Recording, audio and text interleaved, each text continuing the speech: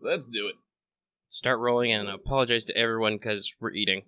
Mm-hmm. I am literally spicy right now. It's been a couple as months soon as we since start Whichever. I'm sorry, as soon as we start recording, someone pops in. I was all like... Nice.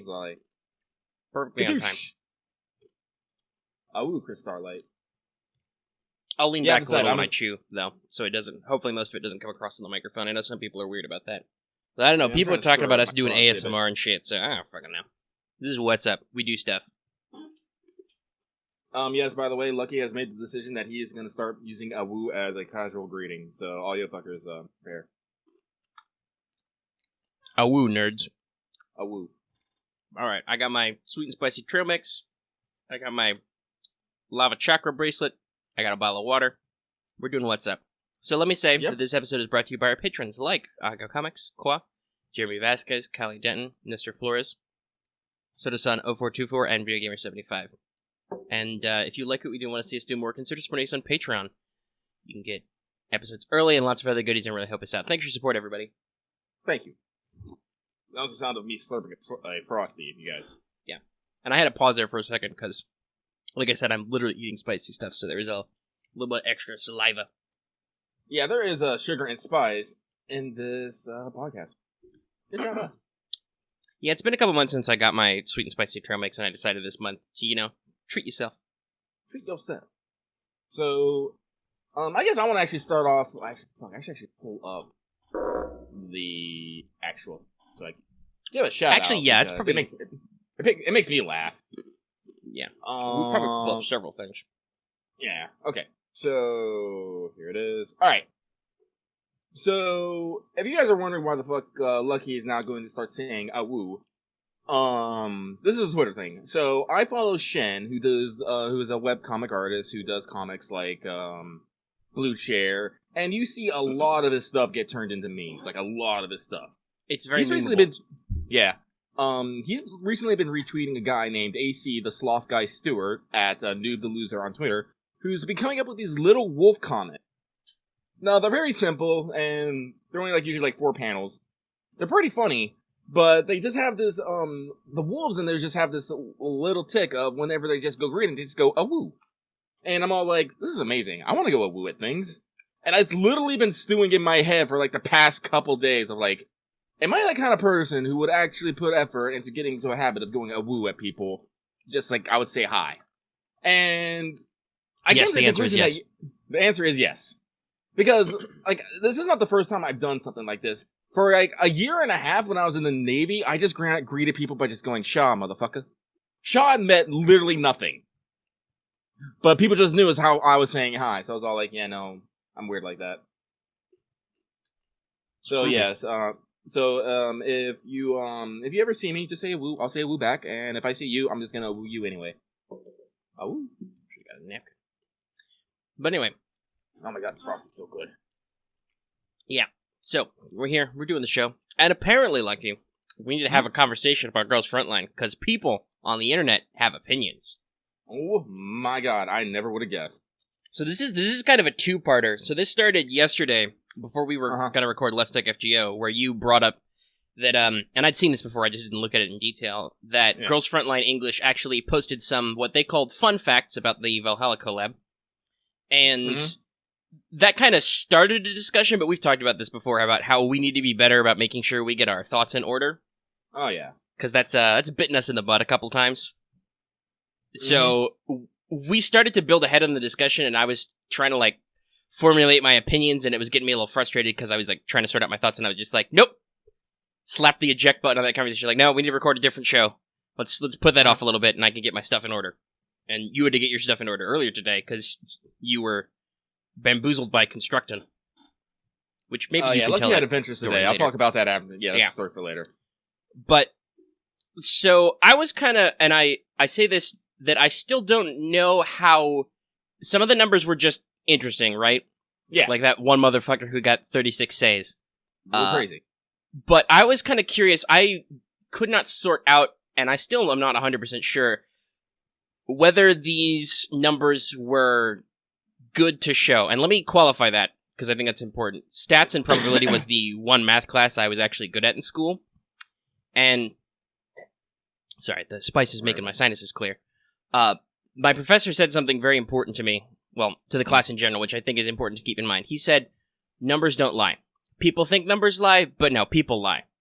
And that's statistics, right? Like, the numbers are never wrong, they are just what people make them. So, when I think about stats, I think about... Statistic is... go ahead, yeah. Statistics is literally just a collection of people's input, like, honestly. Yeah, it's just turning data into numerical data and then interpreting it.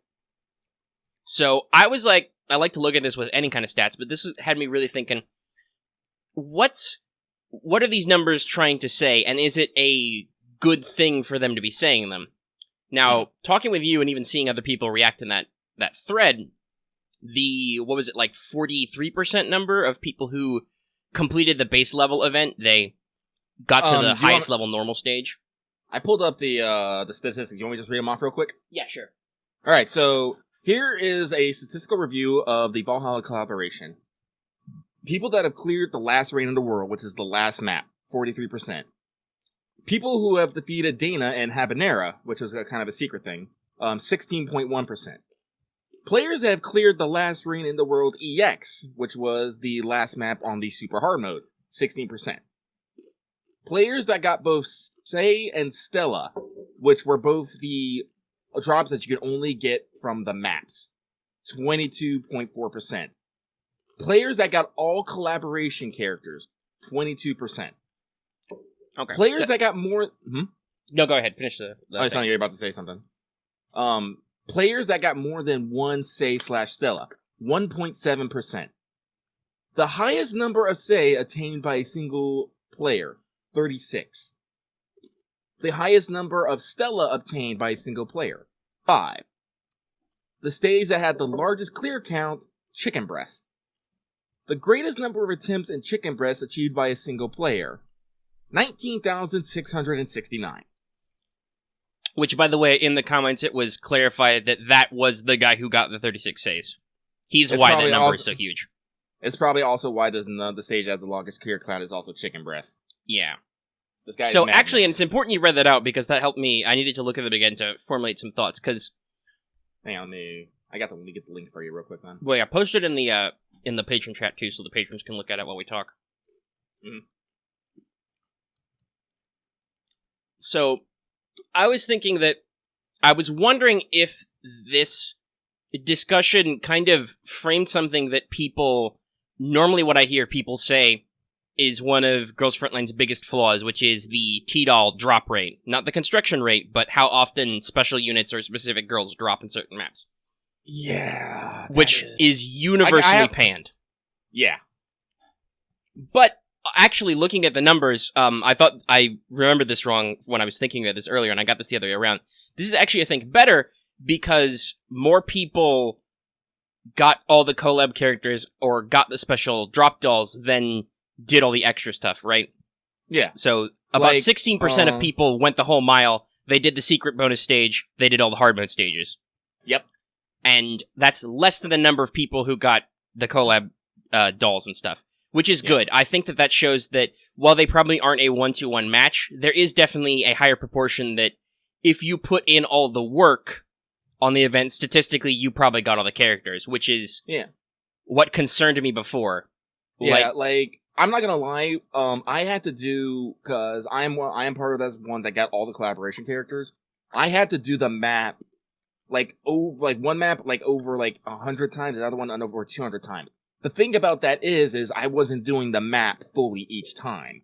I would spawn a unit, run it to the nearest enemy that could potentially spawn the drop, defeat it. If I didn't get it, I would reset and just do it again. And I just did that over and over 100 times for Say, over 200 times for Stella.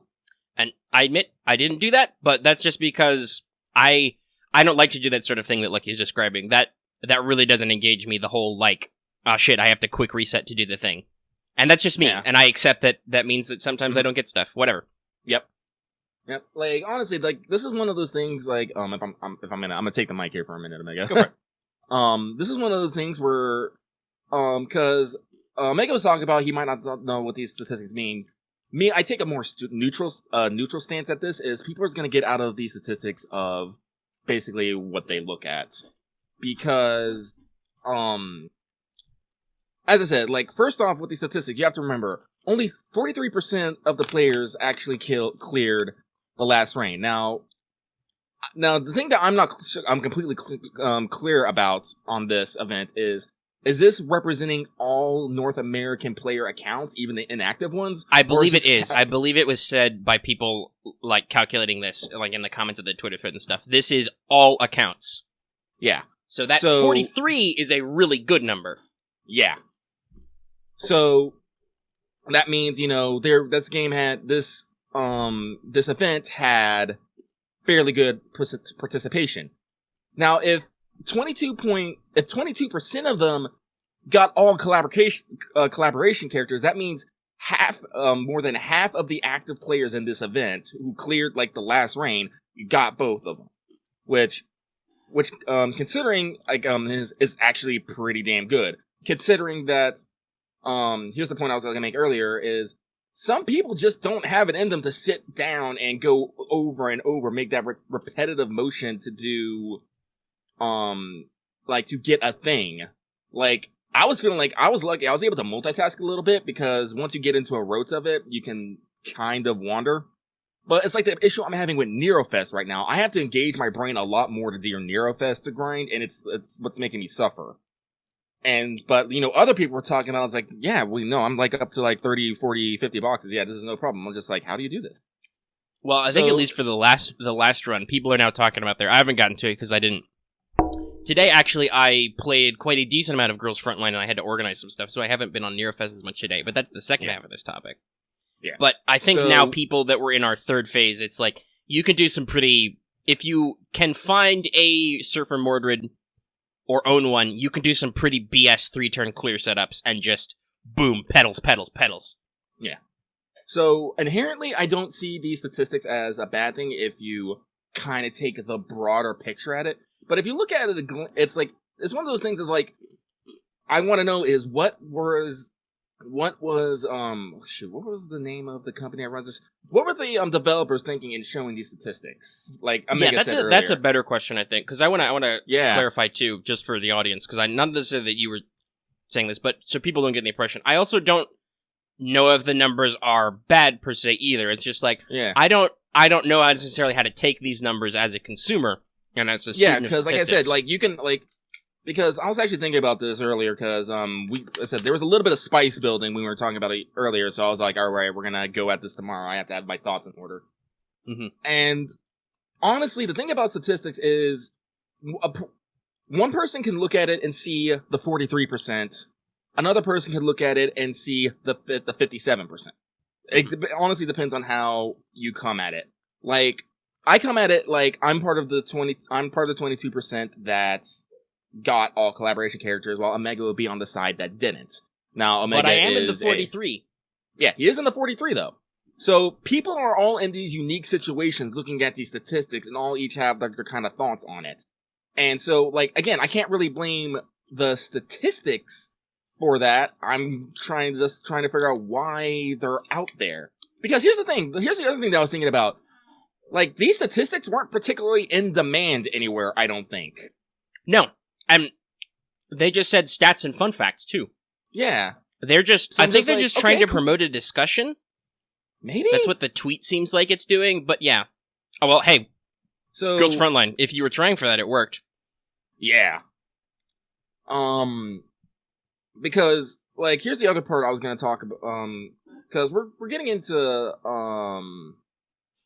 I can drop these later, but when I started thinking about this, the Valhalla collab, even though it had this really weird difficulty spike, which probably happened for, because of where we are in development of the game, it was still a collab that was really kind to its players. Like, at the start of the event, you were giving several items to help level your girls. I don't think you had to use them on the collab event characters. I'm not sure. No, you could use them. I used them on anybody. I used them to. Yeah, you can use them on anybody. Complete my push for big stuff. You could purchase more of those same items in the store. 4 out of 6 of the collab characters were able to be obtained, I want to say without excessive stress. Because Yeah, two so were in the two shop. were just complete maps.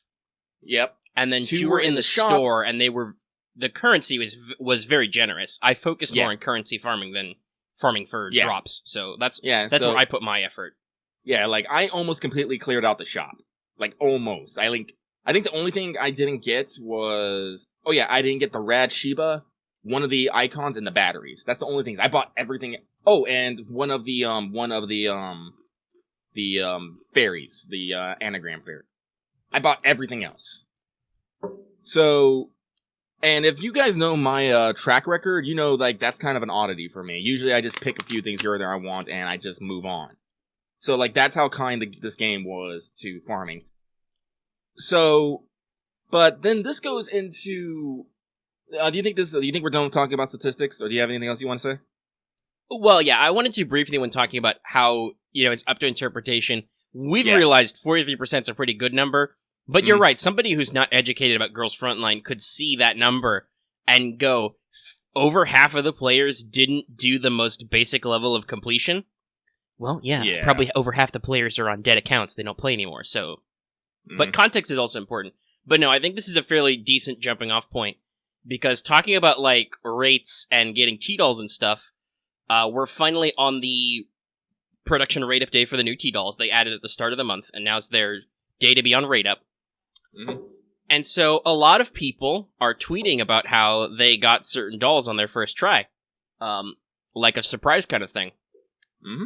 Well, then it comes to our attention, thanks to members of the community, that people are, and I don't know if this is hard proven, but just based on observable facts, it appears like if you input the quote-unquote correct recipe, the recommended recipe, on your first try, you have a extremely high chance of getting the new rate-up production T-Doll once, and then after that it goes back to the normal rate-up rarity. Now I'll say just anecdotally, I didn't get P90 on my first try. I think I was using the SMG recipe, but... I was using the SMG recipe, and I got a rate-up T-Doll on my first try. It just wasn't P90. Yeah. It was the Elite assault rifle. But also, I may have been slightly...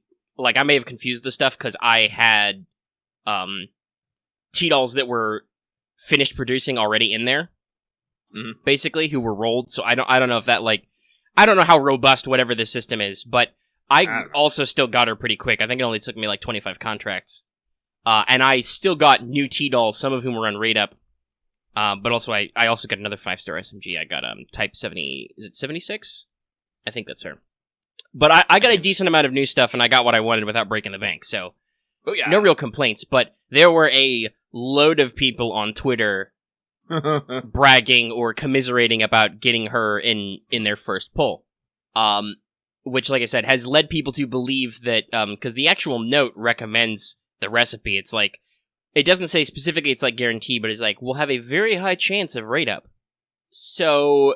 That's kind of apparently spiraling into a ongoing discussion we didn't know about, where people apparently think the English server is quote-unquote babysat, which to me, I was astonished. I was flabbergasted.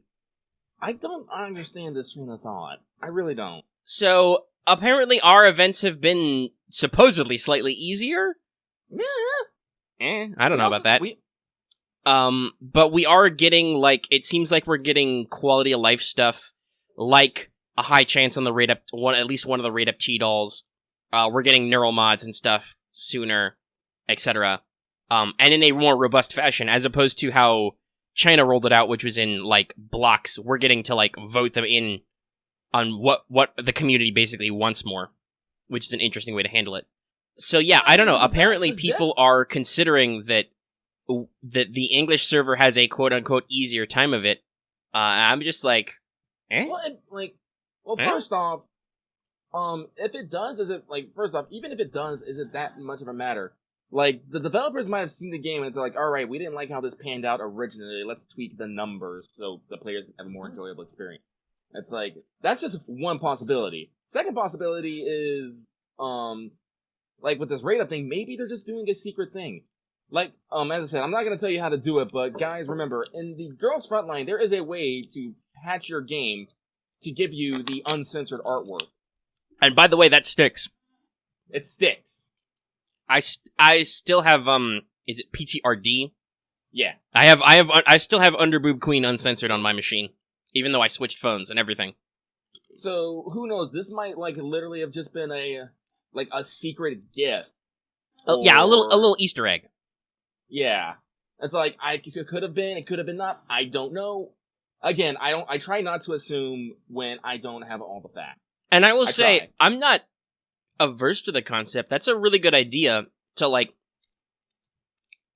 Yes, Poke, we have the censored... The English is the censored version. It's the Chinese version of the art, as opposed to Azur Lane, which is the Japanese version of the art, which is not censored. Ooh, but there is a secret code that we don't want to necessarily distribute the hack live on YouTube, just in case that causes problems for somebody. But we can... Yeah. We'll hook you up later. I'm not even gonna call it a hack because it's literally... No, you're right. It's a code. You insert certain numbers into T-Doll production, and it will update your assets. Yeah, like it's an in-game download. I just don't want to do it because I'm pretty sure if it got way too much attention, that... Yeah, the English version is distributed in some markets who might be against that sort of thing. Yeah. But yeah, so... I want to give the devs plausible deniability, okay? To go back to that, though, is I think it's a good idea that at least your very first pull on the rate-up style numbers, if you put in the right recipes, the recommended recipes, you don't do any of your weird recipes, if you get one time a very, very high chance of pulling at least one of the rate-up units, that's not awful, because that makes you feel good. It makes you feel happy, it incentivizes you to spend a couple more, and even without the, ooh, they're going to try to trick you into thinking it's a really good rate-up, or whatever people think maybe the shady angle there is, it still gives you, hopefully, one of the T-Dolls you want right away, and if it doesn't, you still need to work at it, so it's kind of a balance thing, you know? And because here's the crazy thing, even if you don't get on that first time, you can still work, like you said, you can still work at it. Like, making T-Dolls is not a difficult thing in this game. No, and I haven't rolled for T-Dolls in forever, and I still have, like, nearly 100 contracts. After I said I didn't get lucky with P90 right away. Sorry, I had to take a big gulp of water. I'm done with my spicy trail mix for now. So, like, I am firmly of the belief that they are not babysitting us. They might have just taken some additional data and made some tweaks for a better player experience. And also, I will say this about babysitting. Like, that's not a negative, okay? Yeah. We've talked about this with FGO. The English mobile game market is very different than how China, Japan, basically all of the East Asian markets handle it. Oh, yeah, they are a lot more accepting of spending disposable income on it, and spending lots and lots of time working at it. Whereas in the US, I think we're still at a point where lots of people are like, and God forbid Europe, we're still at this point where it's like, man, this, mobile games are for, like, cheap time wasters. They are not money and time sinks and what's all this microtransactions bullshit. You're trying to steal my hard-earned capitalist dollars. How dare? Yes, Pokemon. On the standard game, you have censored art. The easiest one to see this in is literally PTRD. In her original art, she has a massive underboob going on, while in the English version, she has basically a stocking cover it. There's other examples, I just can't think of them off the top of my head. Well, yeah, I can just show PTRD really quick. Yeah. Copy image. So this is the uncensored version. And that might actually, is that her normal sprite or her damage sprite? Whatever. That's a damage sprite. They both have the same effect, and then let me add censor to that. See if it changes. Yeah, here it is. This is a very tiny version of the image, but you can see it. So small. You can see how it's covered up. Yeah. But yeah, so the markets are different in the different regions, and if the original Chinese developers realize that, hey, in order to build our English fan base, we need to engage with people, like posting fun facts on Twitter and engaging with this cool fan-made high production effort on the YouTubes. Hey, Voice, if you ever want to talk about Girls Frontline, or should I say Commander Courts, in like a talk radio format, we're here for you, bro. I think no, they're not gearing up for a new episode yet. They're currently doing auditions for new characters, though. But yeah, so the official Girls Frontline has been very, very nice to Voice and 404 Radio. Like, they brought him out to be at their booth at a convention I don't remember because my memory is terrible, and stuff like that. Was it AX? I think it was AX. And they, like, directly shouted it out from their Twitter and stuff, so, like, they are all in on this community engagement part, and I think it helps. And I think the generosity of T-Dalt construction distracts from the other thing we mentioned, which is map drops are not generous. Oh my god. Like, heck, Lucky told his story. You said it took you, like, 100 tries on one map and 200 tries on another just to get the unit to drop. Yep. Which is not good. That 200, that means that at least observable, I don't know what the actual literal, like, RNG is for the software, but that means that Lucky had a 0.5% return. Yep. Which is not great. Like, even a 1% return, that's a little frustrating, right? Like, maybe for quick resets, 100 tries, that doesn't sound awful, but that's still, at least... Still an investment. Out of context, you're like, oh, it's a 1 in 100. You know, you're like, oh, man, that blows. Right? Like, people talk about FGO's drop rate, or for SSR roll rate, rather, which is like, man, that literal 1% for an SSR kind of sucks, doesn't it? It does. Now, they've done better where you get extra summons now, and they've adjusted the rate up rate so that it's, like, really a 0.8% to get a rate up 5-star, etc. So, but still, like, FGO's statistics, its probabilities, are one of its most criticized aspects, and I think Girls Frontline is similar, because, like, we can bitch about map design and the way some of the events are very gimmicky. Mm-hmm. But honestly, I had this conversation. Spicy came back to me a little. But I had this conversation. Can't escape spice! Hold on. Okay. Oh, I can just keep eating with people? What the fuck? Oh, you didn't realize that? You're through like 2 runs and you didn't know you can keep eating with people? No, it's not just the day special. Well, you can only do the today's special ones, but you can just go to the full menu whenever. Yeah, you can just go to the full menu whenever. And you can't eat with the same person twice, but you can just keep going with people. We'll talk more about 3 houses later. That's our other big tentpole topic. Yep. But I was talking with somebody in the community about this, and honestly, while yes, there does seem to be a little bit of pickiness about what types of units you use, or what roles you want in an echelon, right? Yeah. Girls Frontline really doesn't actually care about what units you use. Now, if you play to the meta and you use, really well thought of units, yes, you will get proportionally more rewards out of them. It will be even easier, which is something else I want to talk about, maybe about overall game design of Girls Frontline. But in general, they don't really give a flip about which specific T-Doll you have, right? Like, so long as you have, like, a couple of SMGs in your front line holding down, tanking, you're fine. Like, so long as you have a couple of ARs or MGs or whatever for rate of fire, DPS, you're fine. Those don't have to be, like, one specific unit. Now, yes, some units are way better than others, but the game is pretty open-ended as far as your overall roster is. Like, Lucky and I don't pay attention to what units are meta at all. I barely pay attention to, what gear equips are right for what roles. Like, my main echelon, which does alright, is SMG, 2 AR, 1 handgun, 1 rifle. A lot of people would, a lot of meta players would really gas. Yeah, that's technically suboptimal, but hey, it's working for you.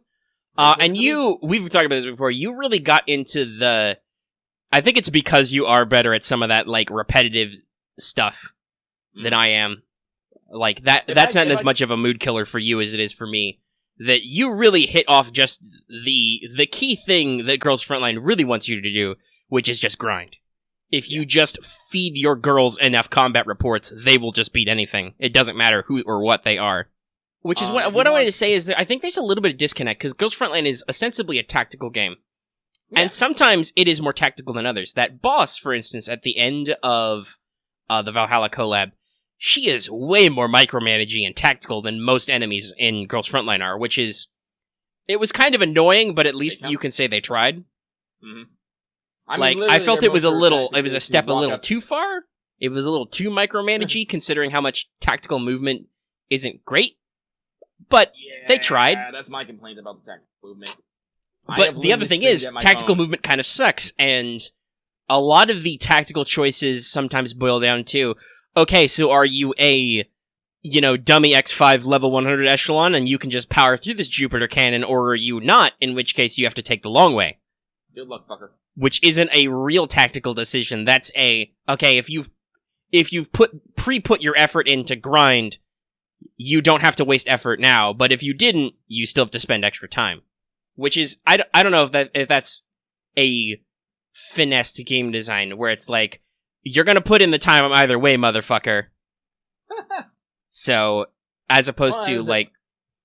'Cause this is something I said earlier when I was like, extricating us from the conversation, was like, what I didn't want to say was that people like Lecky who bust their ass and do all the multiple runs to get the drops, that's not an effort. Because it is. At the very least, you spent time on that, and time is money. Yeah. QED.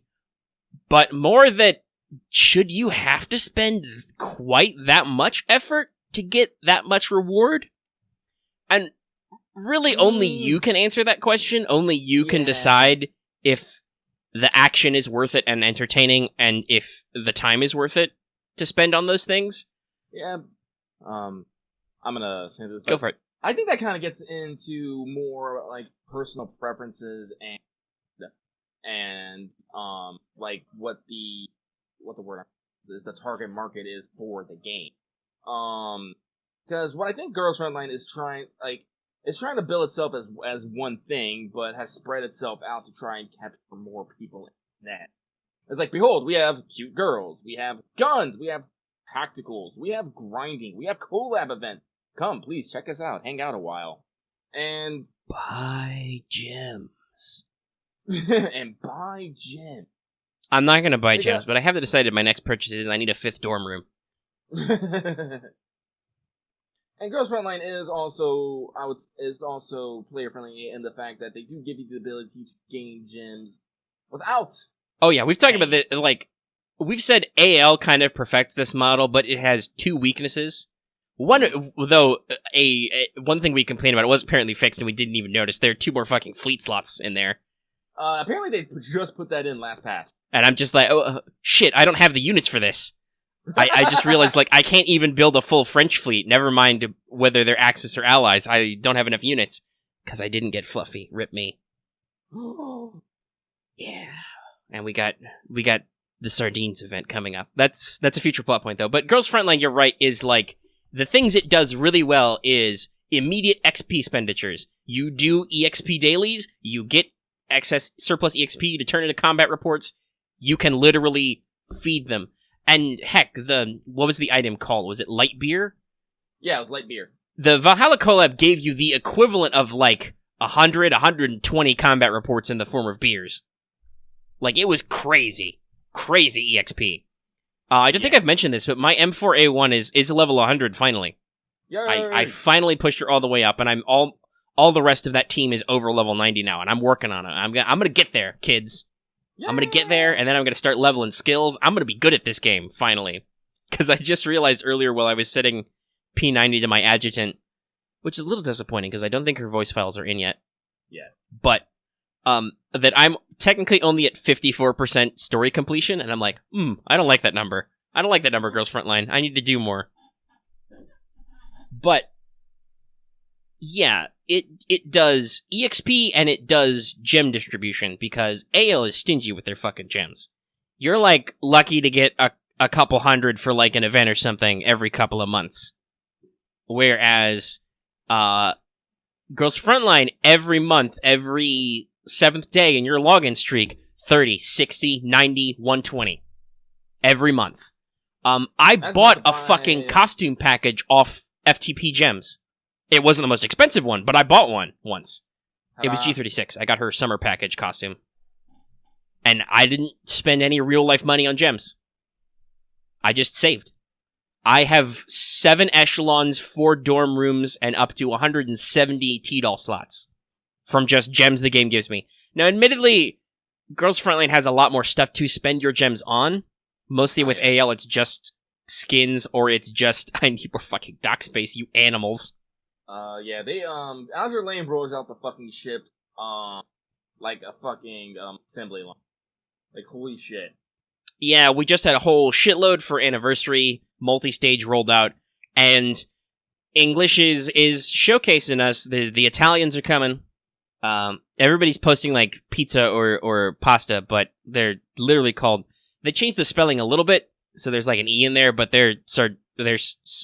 I think it's Sardinia now, or Sardegna, depending on how you want to pronounce that G. But it was listed as Sardinia before, so to me, they've just been sardines. Because they're ships, fish. But the eye ties are coming, and boy howdy, do some of them look good. But that means that there's going to be another like 4 or 5 new ships that are going to get added, and you can only buy slots 10 at a time. 200 gems. The big 200. But yeah, I think that was mostly our Girls Frontline point. Is just that like. Oh yeah, by the way, I've recently bought a fucking new dorm for mine because I wanted to put my extra girls in it. And I forgot that I needed to buy space, so I literally have, I had 169 dolls out of 170 slots. And I want a fucking P90. So I had to unlock and kill all my common girls. Rip. Yep, rip. Fortunately, I don't think any common girls is limited. No, they're really easy to replace. Yeah, so I will eventually get them all back. Heck, if you haven't done the points letter about rescuing T-Dolls yet, you're gonna get plenty of commons back when you're farming those points. Yeah. Speaking of which, Phase 3 just opened up, and I'm doing pretty good. I did some stuff earlier. I need to double check how many days we got left. I need to figure out what day I need to knuckle down and do cheap runs. Because I said that I did a lot of organizing. I did reorganize my echelons, and I have a new baby tier echelon full of level 1 golds, which includes my new P90, only it was an EXP day today, so they're not level 1 no more. No more. But that's my new do low-level grind content. Because that's the thing, when it's for something easily trackable, like, do X map clears, that's easier for me to stomach. But when it's just rolling the dice, that's harder, and I think that's harder for a lot of people. Because at least when you're climbing a point ladder, okay, I do it 10 times, that's a goal mark. Do it 20 more times, that's another mark. Or 15, because it's usually like 10, 25, etc. You have an actual representation of your progress. Yeah. It's not something that's left up.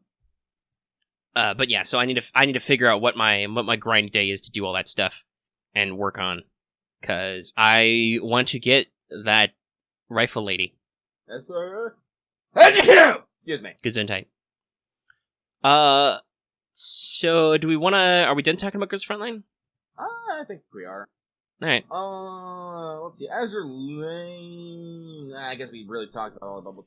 Well, yeah, just the eye ties are coming. I did finally get my first SR Meowfisser. I got Pound. Oh, did you get the one from Yamashiro's costume? No, I haven't worked through all that yet. Yeah, there's you get a box, an SR box from... No, I need to work on that because I have a Yamashiro, but no, I haven't worked through all that. What do I need to do today? Oh, I need to enhance ships, that's right. That's why it's flummoxed me, because I don't have any spare Garbos lying around. And I'm not in a great place with AO as far as continuing does, because hard mode is a little hard, but regular mode is also a little hard. So it's like, I need to figure out that place to actually grind some stuff up. But let's see. Let me actually double check. Azur Lane. So, they announced York's retrofit. We got our Sandy retrofit. Yep. Have you actually completed yours? No, I haven't gone through it. I was working on other retrofits and I ran out of coins, so I had to build my coins back up before I went back to retrofitting. Yeah, let me tell you right now, Sandy's retrofit is... Yeah. Yeah, she's very good at a lot of those late game maps because her anti-air focus really shines. So I'll probably have to work through that and give her the levels and stuff. Yeah, so the game gets their now first ultra rare, and they've added the appropriate rarity block in their sorting selection, even if it's only Sandy. Well, Warspite will get her retro someday. For us, she already has hers out, so hopefully soon. I like Warspite. I'm kind of sad that for the longest time people speculated that Bismarck. Well, because Bismarck was data mined as that rarity before, but I guess they dialed her back for playable. She's still really great, though. So let's see. They've announced that we're getting Formidable soon, who is another member of the Lusty Sisters. She's the Goth sister, obviously. Big titty Goth sister. I'm for this. They have shown Littorio, who is I think our primo Italian ship with her boots and her stockings, and she's got a rose. And she's got a sword and a crown. Really, they're doing everything. They've got like the white, green, and red with a little bit of black accent in there. She's got all the giant guns. She's got a little seaplane crane and catapult, which confused some people. Makes me go, Mom. But yeah, Littorio looks great, and I'm sure I'll want to get her. There's also, they showcase the elite. This is Italian. Yeah, it is. Sardegna Empire. So this would be, I'm going to assume, Carbonere? I'm not even going to try. Carbonere. Ah, mamma mia, pizza pie. I'm white. I can do this a joker. I don't think I'm very Italian, though. I'm very, very Anglo. Very Celtic. I'm German. I'm black and German, okay? There's a lot of maintenance notes. So yeah, okay. So we haven't seen anything else in a while. Yeah, but yeah, so those are the English coming ones. I know there's some other arts I think they've shown off. They're having a stream soon, I think, because, hey, once again, we're getting a concurrent-ish release with other servers. Go us. Go us. Yay. Please don't hurt me, ships. Yeah, this is one of, this is actually what we should mention. We forgot this point in Girls Frontline. Especially, like, with the difficulty stuff. Where we are in the English servers, not necessarily where people are in the other servers, we still haven't got heavy artillery, and we only have neural mods promised this month. We don't know which we're getting. Mm-hmm. Yeah, because we're voting on them. Yeah. So I predict, since I believe I've heard that M14 is in the list, she will win because apparently she's already an in-demand unit, so. Yeah. That said, she's a rare, so everybody should have a copy, so it's probably worth it. Yeah, I'm telling you guys right now, one of the most common support setups I see in my Fortnite has an M14, 3 handguns, and another rifle. What it is. God damn. So, yeah, I think that's it for Girls Frontline. I don't think I have anything for Actor Frontline. You have anything else? No, just it exists. Yeah. A bit of I guess we'll talk about it more in length actually next week on the FGO, but FGO they just released their second trailer for Babylonia, and it's showcasing a lot more action, a lot more character stuff. It's good stuff. If you have a chance, go check it out. You can go find it on Twitter or probably YouTube. Did you get to see it, Omega? No, not yet. I also haven't watched Case Files yet today. Yeah, I will find a link for you then. I've been working on some stuff. Things and stuff. Let's see here. Do I want to? Three Houses. We're gonna talk for a little bit, so I'm thinking about like faffing around for a bit before. Well, let's see. We're at about 45 minutes, so I don't know. Maybe we want to get started sooner, so we can actually talk about everything. Who knows? Do you want to? Yeah, okay, do you want to take? Do you want to take an intermission so I can watch that trailer and then we can come back and decide if we want to do Three Houses? Yeah. Give me a second though. Let me find it. Ow. Bang, body, why, fuck, ow. I'm glad I unpaused it just there. Oh, lovely. Yeah, so we're back. I watched the thing. You're right. It is a little bit more action oriented. They also announced who the opening will be by. Some stuff. That's cool. Yeah. Looks neat. We'll talk plenty about that when the stuff happens. Stuff in the place and the thing do. Oh, Vesper left. Yeah. What, was Vesper just driving by? I guess. He drove by, gave us, the fingers, I'm watching you, just left.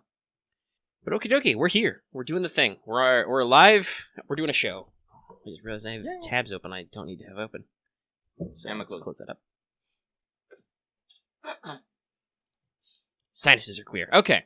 So, I think the big thing is I don't really have anything else to talk about if we're not going to talk about Three Houses. Well, let's see here. Do you have anything else you wanted to bring up?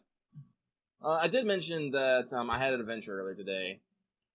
And Right, this is mostly adventure because I was only fucking half awake. Lucky is an anxiety-ridden wreck, and sometimes he just can't sleep. He just lays in bed and stares at the fucking ceiling all night, and then someone wakes him up. Someone gets him up at like 6:30 in the morning and is like, hey, we gotta go do it then. I'm like, shit, I gotta go do it then. So,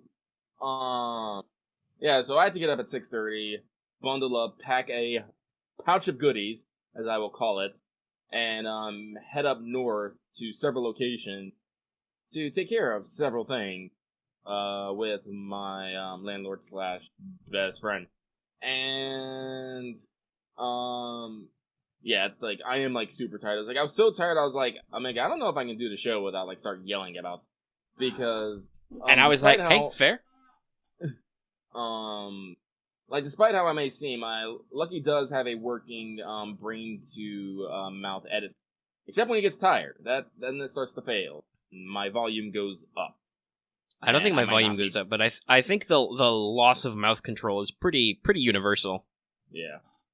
So, I don't know, but I got food. I got me like a fat burger. It had bacon, onions, 2 patties, a lot of cheese. I was like, yes, carbs and protein, delicious.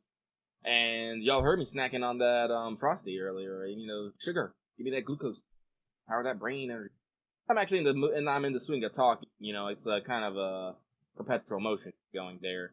Keep myself hyped up. But there was a couple things I wanted to talk about. Also, if you want to see how I related my adventure to everyone, please check your Discord where I just wrote things in really fast. That's how I do. But there was something else I wanted to talk about. As I said, guys, we are over, what is it, the $100 level? I think it is the $100, where I'm supposed to be giving you guys some one-on-one Lucky, well, not one-on-one, but one-on-one is that it's only fucking Lucky, and Omega ain't there to fucking serenade you with his marbles that people love. No, I'm not joking about this at all. And, like I said, I have not been delivering, for a couple of reasons. One, computer is shit. Like, I started playing Subnautica a couple days ago because I was in that underwater mood. And I was like, alright, I'm gonna see if I can actually stream this. Long answer short, no. No, I can't. It's horrible. It scared me. You also, in some cases, you couldn't even be on Discord and also play the game. Yeah. You had at least one meltdown. It was pretty bad. So, like, I was like, god damn it, because I am working on it's not a new computer, but it is a newer computer. I'm currently in the process of getting it troubleshoot. It's just like, the man who's doing the troubleshooting is like 80 years old, and he's been working on computers since like the 70s. He's one of those guys who worked with like some of the first like models of like actual personal computers. And he knows just about everything about them. And he likes telling me how he knows about everything about them. And going over everything in excruciating detail. And I'm too nice of a guy to tell this man to hurry up because, one, it's actually interesting to learn new stuff. And two, I don't want to be fucking rude to this guy who's helping me like fix this computer problem I've been having. Great. So that is slow going. We are making progress though. But so with my moderately powered machine, it's like my options for streaming games is pretty limited to like low end games. Like BioShock and Shovel Knight, like streaming wise, Stardew Valley and Shovel Knight did okay. Shovel Knight definitely tapered off that day. I've also tried to save on processing. I've tried recording Let's Plays. There are a couple of them on the channel. Like, ignore the Terraria one. You can watch them if you want, but they're horrible. I guarantee it. I would delete them, but Omega's like, the back catalog. Listen, I got some old, real dumb shit up too. But I used to be a Yu-Gi-Oh channel before this thing took off. Oh my god. So, I have a full playthrough of BioShock, which is just a little bit darker than the game actually is, because my video editor, for some odd reasons, likes to do darking. Can't figure out why. And, like, I want to say half of Dead Space 1, my controller fucking broke, and I didn't get it replaced because I got distracted by life. Just whoop on. So, like, those are there. And those, haven't really picked up any traction, I want to say. Mostly because I don't think a lot of people knew that I've done them. Yeah, they are older. They're from a period when we were a little bit less established, I think. Yeah. You know, not us at 1,990 subs. But we also have a lot of playlists, so... Yeah, and I try to organize some of them, but some of them are just exist. Yeah. So like, some of them are showcased on our channel page, but that's usually stuff like What's Up? Like Let's Talk, like general FGO stuff. I think I have like one of my generic all-in-one Star Wars playlist up there, because some of those videos have performed very well for no godly reason. Stuff like that. You know, past live streams are all up there. So, like, trust me, I'm supposed to be like doing something for you guys, and I'm not. I'm all like, I am what? So, what I want to do is I want to actually try a different platform, like namely my PS4 or my. It's like, yeah, it's not gonna be no 60 FPS, you know, magical glory high def, phantasmagoria, but it'll be something that's definitely watchable. Now, the only problem between this and that is I have to get a capture card. If y'all have been with us for a while, you'll know that Lucky once did buy a capture card for this exact purpose, except he didn't realize that his fucking motherboard is actually a fucking antique and can't actually insert the goddamn capture card into his computer like he originally wanted. This does not include him from actually getting a capture card. I just have to get a USB one, which performs a little bit under what the capture card, the actual chip would have done, but you know, it's still serviceable. Omega has used this several times to successfully stream, or not stream, but record. And yeah, I mostly don't stream because I am concerned, since I do also have a bit of an older machine that was never really spec'd for that running the capture software to just capture is one thing, but also plugging it into my internet seems like I'm probably asking the machine to do a little too much. So I'm not too concerned about that if I'm just running the capture software on my computer, because as I said, I am able to stream what fairly decent quality I want. So if all the processing for the game is not on the machine, it should be golden. Should be. Now the thing is these capture cards, most commonly used is Edelgard. They're not cheap. Like, I could get a used one, but I don't like used. Used is a fucking grab bag of yeah, for tech stuff, that's kind of a question mark. Yeah. So I would definitely want to go with a new one. And the new USB ones, which I can still get. Oh, I feel sneezed. Gesundheit. Excuse me. Thank you. It's gonna probably run me around $100. Now, as I said, we are supported by our lovely, absolutely delectable Patreon. And I give thanks to you every day. But that is still a real big, like, just chunk out of someone who is having a bit of financial instability / difficulty. So, I'm doing finger guns in the chat. Yeah. Because we have some of our lovely patrons listening live right now. We do. So, like, thing is, as I said, I got my Patreon money. I haven't touched it, because I try not to actually spend it on that aren't related channel. But, so, I want, like, here's the thing. I am for going in and taking the plunge and getting a USB capture card to stream / record off my Switch / PS4. The thing is though, if I do such a thing, I want to know that I have our follower support doing so. Like I said, Lucky is an insecure bastard. If he doesn't think anyone is appreciating what he does or paying attention to what he does, he'll just stop doing it. I know. Heck, you don't even have to be insecure. We have tabled or canceled projects because the amount of work versus the amount of action wasn't worth it. Yeah. It's like, a lot of people say you gotta stick to it to, make it work, but at the same time, it's like, it's soul-sucking. For me, it's particularly soul-sucking. Like, I'm overwhelmed with negativity. It's like, I've fallen into a spiraling depression that affects other things. It's like why I struggle with my art so fucking much. It's like, I'm trying to draw, like, well, not right now, but I'm trying to draw for the past couple days because I ran into, like, a 3-house story. I'm, B Lady Violet, B running around.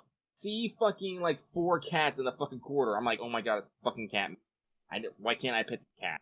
A cute immediate thought of, combining Ya with Violet to get in Yalith. Now imagine fucking, Violet with cat ears. Holy fucking shit, I wanted to draw it. And I've been spending several hours trying to make it work to no avail. This is also a problem because I don't ever want to share my art. That's kind of a self-fulfilling prophecy there. Well, if you don't show your work, no one's gonna comment on it, but I don't want it to work. It's fucking ugly. Anyway, so yeah, like, I need people to go and tell me, it's like, yes, Lucky, I will watch you stream because I'm entertained by what you do. I know I need, like, I guess I'm just gonna put it, like, as straight as it is. I need someone to fucking stroke my ego, okay? I need someone to pat me on my head and tell me I'm a fucking good boy. Well, yeah, everybody needs a little bit of validation. And we can do some of that back and forth, because I've done that before, where I've been like, no, seriously, Lucky, I like that you do this work. That was me encouraging, like, honestly, you to stream, like, period. Because I was like, now, listen, I like them. There's people there. People doing it. You're doing good work. Yeah, no, like, literally, probably the only reason I really got, like, through Stardew is because Omega would, like, tell me, like, every other stream, it's all like, I was like, man, you really got a good thing for this. I was like, yeah! It's like, that makes me happy. Validation makes me work harder. Like, I know there's some people that's all like, oh, you should do it for the sake of doing it, and I'm like, that's not how I'm wired. I literally have a list of fucking medical conditions that explain why not. Well, and also, honestly, like, we aren't in the right business for that. We are not in the, like, there's a little bit of fake it till you make it. Like, we did that with, like, the show and stuff, but we have an audience. They exist. We have nearly 2K subs.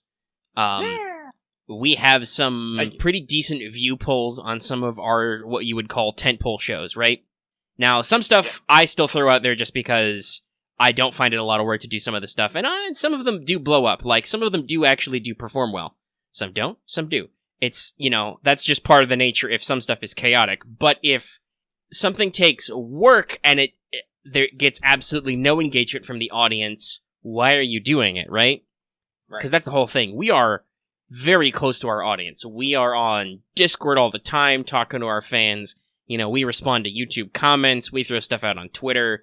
We're out there in the audience space, getting your feedback. And if we throw something out there and we get fucking nothing, it's like, well, why we even do the thing? Why we do the thing? Yeah. We do a different thing that you guys actually pay attention to. Mm-hmm. It's like, we want to bring you good stuff that you want to watch, and knowing that you want to watch it will make us work harder to do it. Yep. It goes both ways. Because unfortunately, like, we don't have necessarily, we haven't gotten that lucky ass video that has, like, sprung us to fuck stardom. No, we have not had our super viral trending hit. We've had some videos, we've done some stuff that have pulled a lot of people in. We've got some big view videos, and honestly, it's not to the, like, super heights, but the FGO Fez, the first one I think that would be our 100th episode where we switched to stopping to number them. That one did pretty good. We got a couple of pretty good ones lately, but we have not, like, done a big breakout hit and suddenly, oodles of subs have rolled in. We have managed to fight our way to be big enough that YouTube is okay with backing us as a monetized YouTube partner, but we're not in, like, an easy street level, right? We still need to keep branching out, growing our audience, doing all the stuff. Yeah. Like I said, and as they say, you need to spend money to make money, but if I want to spend money in the situation I am, I have to be willing to double down on that bet. As I said, I'm saying it out here first. in a couple days, probably at the beginning of the week, I'm gonna launch it on our Twitter and Discord, so we can get the full range of movement. Maybe even our YouTube. I know we have options. Yeah, I think I wanted to throw out some experimental posts more to see, but we've gotten a little bit of engagement feedback on posts, and you can do polls like that. Yeah. So that will be something that will be happening soon. Again, I apologize that I have not been delivering on the content I have been promising. Like I said, it is not something that I have been brushing off just easily. It is just life decisions and the tools that I have at hand. Thank you for your time. Yeah, so that's just general status of the channel stuff, and we're doing good. We're doing stuff. We made more money in the second month of being monetized than we did in the first month. Our revenue is technically going up, and that is good. We have done pretty well in this first week of this month too. So, we're not necessarily a bad place, but it's still a work in progress. And of course, because Google is Google, they still have not. I check my AdSense account daily; they still haven't paid us out for this month. So I'm just like, I want to spread around that extra, few bucks, but I'm just like, oh shit, we're at 1991 now. I've almost been born, Lucky. Oh, I'm 4 years old. And yes, we don't normally like to like harp on too much, but we are ticking very close to that 2K, which will probably mean our round of live episodes, just some general mayhem and kerfuffle on the channel. So we're watching that number closely. The only other thing about like posts and stuff I wanted to bring up was that like I talked about like playlists and posting on the channel. This actually is something you brought up to me.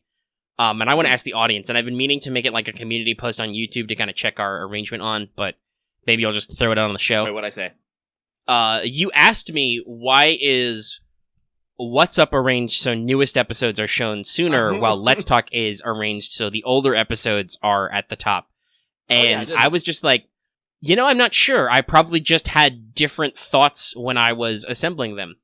So to me, it's a huge pet peeve when I'm watching a playlist of something that's sequential, and it's organized so that newest stuff goes at the top, which means that if you want to watch them in order, you can't. You watch them in reverse order. That has always bugged me.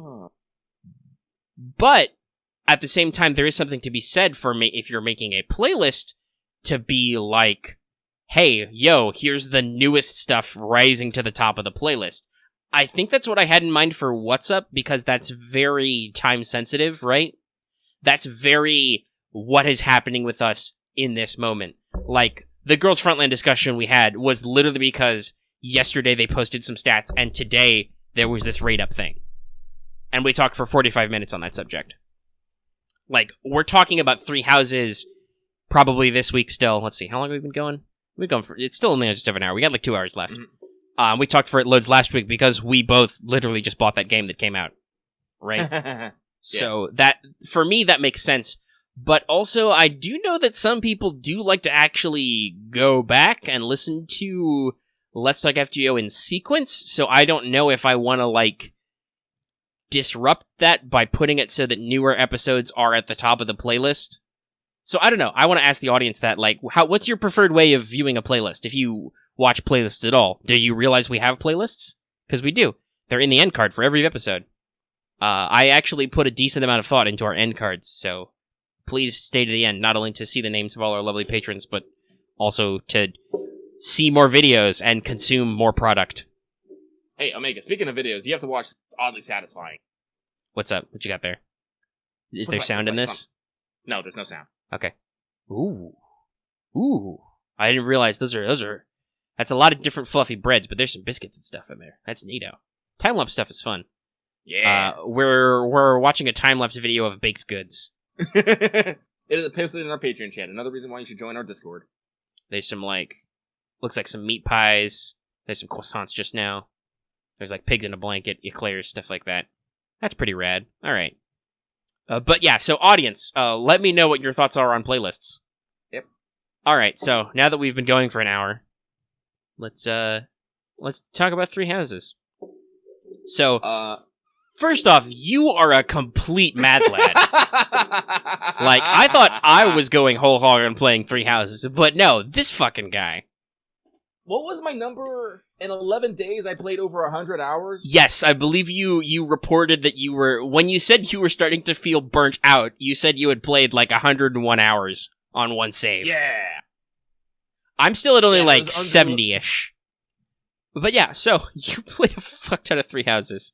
Yep. And now it's fine, Poke, if you want to tune out. I should do fair warning.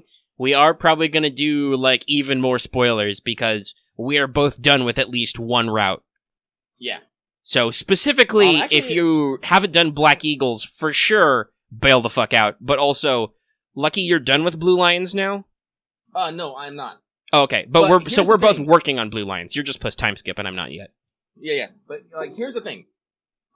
Because recently I started like looking around for 3 houses fan art. If you've been in our Discord, you know that I've been posting Lady Violet and most likely Edelgard together. But in the process of searching this, I've been coming across a lot of conversations discussing the politics surrounding 3 houses. And it's gotten me so invested to the point that I broke one of my... Well, I didn't fully break it, but I definitely bent it. And I went ahead and read non-spoiler information from future parts of the game. That's interesting. I really like the website TV Tropes. They're really good for putting in perspective some stuff. And yeah, no, that's literally what I did. Okay, so you do the thing that I'm stopping myself, because I usually like to, after I beat a game or watch a movie or whatever, I like to go check TV Tropes to see if there's like trivia I missed or like reminisce about stuff, or maybe get some other people's opinions on it in that weird critical categorical sense. I haven't done that with 3 houses yet, even though I really, really want to, because I'm like, no, shit, I shouldn't look, because I'm going to click on spoilers for, like, routes I haven't done yet and shit. Yeah, no, I was have to be super careful about that. Because here's the thing that bugs me most about 3 houses. One of 3 houses' strengths is it gives you the singular perspective of a faction and their own goals and aims and goals. The problem with this is you only get that single faction's perspective. And you have no idea what's going on in the rest of the world. Right. We talked about this last week when we talked about why is Dimitri so butthurt? Yeah. Because we're like, what's he so mad about? Because in Crimson Flower, he's real mad. He's really upset at Edelgard for some fucking reason, and you don't know. Because also, the world building is kind of sparse. Like, I just found out that if you want the world building, you have to go to Golden Deer and then maybe do some church. Like, yeah, that was something I found really weird. That's also an opinion some people have expressed, that, like, as a character, Claude is the most grounded, because we've talked about this. Between Blue Lions and Black Eagles, there is very much a Schrodinger's professor situation, where depending on who you pick with, you have fucked up the timeline for somebody else. Well, like, also, here's something I've cottoned on to an idea. Each of the 3 houses has a particular aspect that is, I want to say, their prominent trait, but the other 2 houses doesn't necessarily have. And this is the way I'm breaking it down. This is just like some beta fucking mind shit, but, Edelgard, she has ambition and drive in fucking spades. And actually, you're right. The moment you said that, that's what all of her support conversations with characters are about. She either talks about what characters' ambitions are, or she chides characters like Linthart for not having enough ambition. Like, you have talent, you need to do something with your life. Dimitri is all honor and chivalry. Mm-hmm. Yeah. Like, as I said, when you get post time skip, you'll be like, what you talking about? But you'll see. No, I can tell, because there's people who've quote unquote spoiled it for me, but it's good to know this beforehand. Dimitri is so emo after the time skip, you can't build supports with him for a while. So that just hearing that that's a concept immediately makes me think, okay, so because that's not permanent, clearly there has to be some aspect of like him rediscovering himself, or like getting his fucking shit together. Yeah. Claude is all fucking cleverness and resourcefulness. Now, when you put that all together, you quickly realize that while Dimitri is chivalrous and honorable, he really doesn't have much in the way of drive and ambition because of his trauma, And he doesn't have much in the way of cleverness because he's not really that concerned about finding out what really happened. Edelgard, no, while she has laser focused. Huh? I said no. He's pretty laser focused. Edelgard, while has ambition in spades, really isn't concerned about honor and chivalry, as she'll take any path to get her path taken, and really isn't concerned about cleverness or resourcefulness because she'll just take the information that she is given and work with it. Claude, while he is the one who will go out and find out every fucking little secret, he's not particularly chivalrous or honorable, as he will rely on any method to men, just not to the same extent that Edelgard is. And he's willing to back down for his ambitions if it's meant for the greater good. When you put them and it makes this really interesting dichotomy of why each house leader gets the views they do. And if you want to add a fourth aspect to that, the church seems to be grounded in tradition then. Because all the church-going people just do all the stuff because, well, Rhea's in charge. That's what she says to do. Never mind that in some routes she's a real crazy lady. Well, as I said, I found out some things about the church because unfortunately I couldn't save myself from every spoiler, and I couldn't understand why Rhea was so raged. Again, it's one of those things of you don't get the full fucking story. And because of these leaders having, their fucking stat points, only highly accelerated in one of these three things, they, two of them completely miss out on what the fuck is going on. And the only person who knows what the fuck is going on is might just fucking skip out at any moment because he got better shit to do. This is why I am, rolling on the ground begging that one of these DLC is going to be, a true ending golden route where everyone sits the fuck down. Even with just doing one route, I'm there needs to be a golden ending or something here where you can, unpack all these people's problems and figure the shit out. Not only because at least Crimson Flower, and I believe some of the other routes too, ends with a super obvious DLC hook because you never kill all those motherfuckers who killed your dad. Yeah. No, I'm not bitter or anything. There better be a goddamn DLC where I get that smug asshole. I'm gonna get him. Apparently, though that might be no, Axe, you can't. That group might be explored in a different faction. I don't want to actually spoil what goes on for you, but well, we know that what Hubert calls them, the code name is those who slither in the dark. Slither in the dark. Yeah, because remember,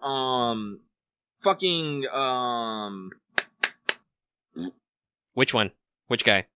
I totally just blanked. God damn. Which asshole? People. Which? Walk this through me. Which one are you thinking about? Is it the creepy bald one? Is it the? No. Nope. I have blanked hecking completely. Omega, just keep going with a thought you might have had, and I'll try to spring back. Well, yeah. So I was just saying that at least it's kind of a big deal that in Crimson Flower, especially because Edelgard has a relationship with you, Edelgard doesn't really like those guys. She's I don't like them, but they have attached themselves to my cause, and until I have beaten the church, I can't dislodge them because they're gonna fuck us over. Now, you could, if you didn't like Edelgard, you could be oh, she's just leading you on. But no, I went full romance. I think Edelgard likes me enough to be Professor, I'm really sorry we can't kill those guys who killed your dad. Because I didn't want to kill your dad. But here's the thing that people, I've actually realized. People actually, as a political leader, a lot of people actually dislike Edelgard because they find her too ruthless. I have heard that people call her fascist, and I'm what? Yeah. Those people must have leaned really hard into playing Blue Lions or Golden Deer first, which I know some people did. Some people knew what house they wanted to do and were all in. And I don't know if some people have realized right away the roots are really different. Yeah, the themes and character focus it's not cosmetic. Yeah, they have different names, they have different story beats. We talked about this last week, but Three Houses, as I said, a lot of the storytelling is in the fact that everyone is right, but also everyone is wrong. Right. Nobody is except for maybe those who slither in the dark, who are just assholes. Yeah, they're just assholes. None of the playable units are evil. None of them are sadistic. None of them are trying to destroy the world. None of them are trying to just fuck shit up for the sake of it. You know, like, everybody has reasons for doing what they're doing and has justifiable pathos. Like, why is Dimitri so mad? Edelgard in TV tropes is mentioned as a well-intentioned extremist and an anti-villain, which I think is fair. Also, this was something I was going to mention earlier when we were talking about Edelgard being how she is.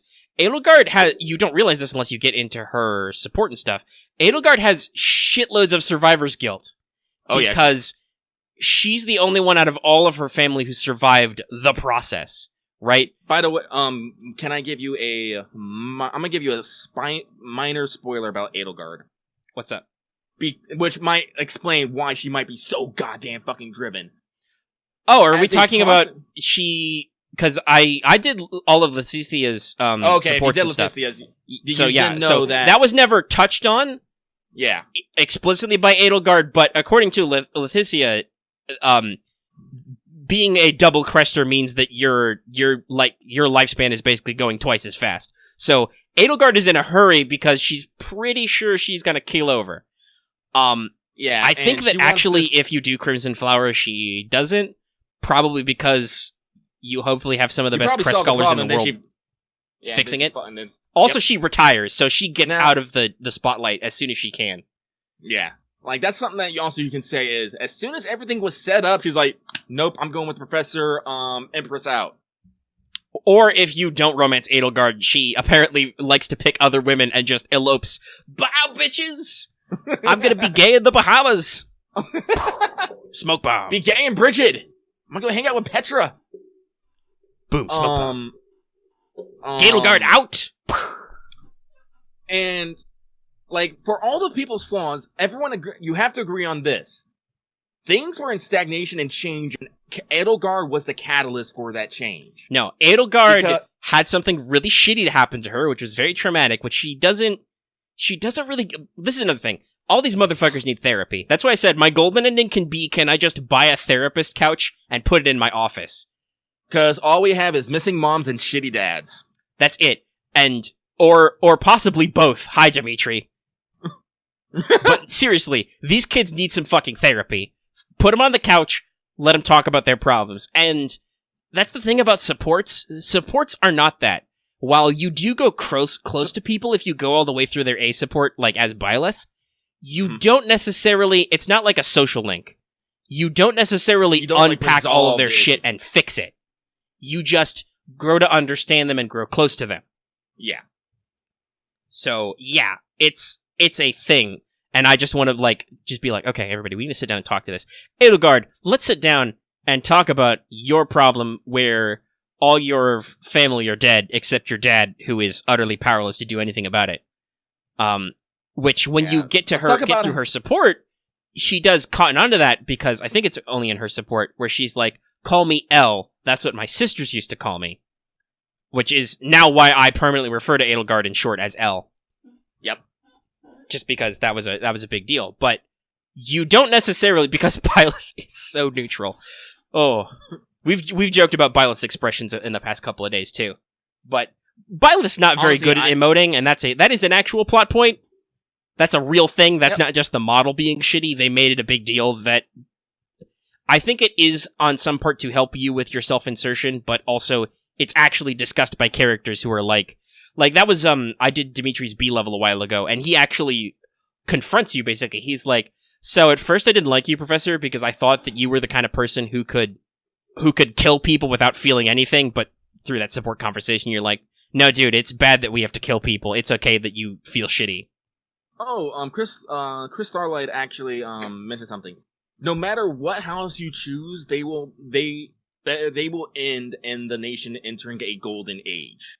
I should mention that. There's no, the way they phrased it was, there's no wrong answer, which is correct. Yeah. There are no, as far as I know, there's no bad end. There is no abject wrong ending.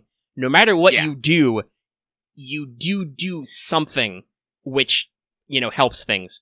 Whether it's inevitably, without spoiling anything, I can guess the ending of Blue Lions is you're gonna have to defeat Edelgard and stop her tyranny, blah, blah, blah. And Dimitri will be not a shitty king, we hope.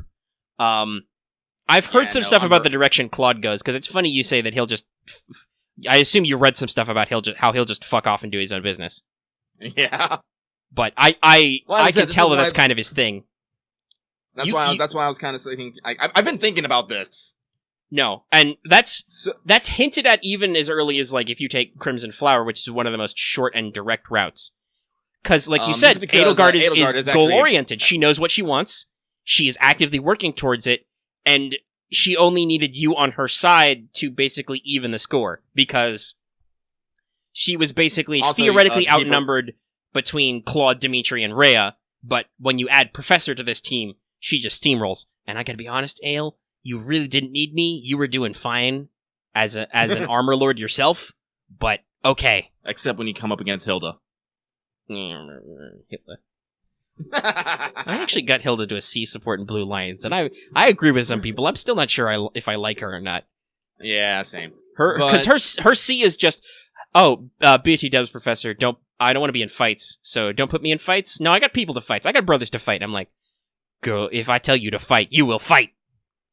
I know you have a giant relic axe. What the fuck? It's like, it's bigger than my axe. You can't lie to me. How very dare.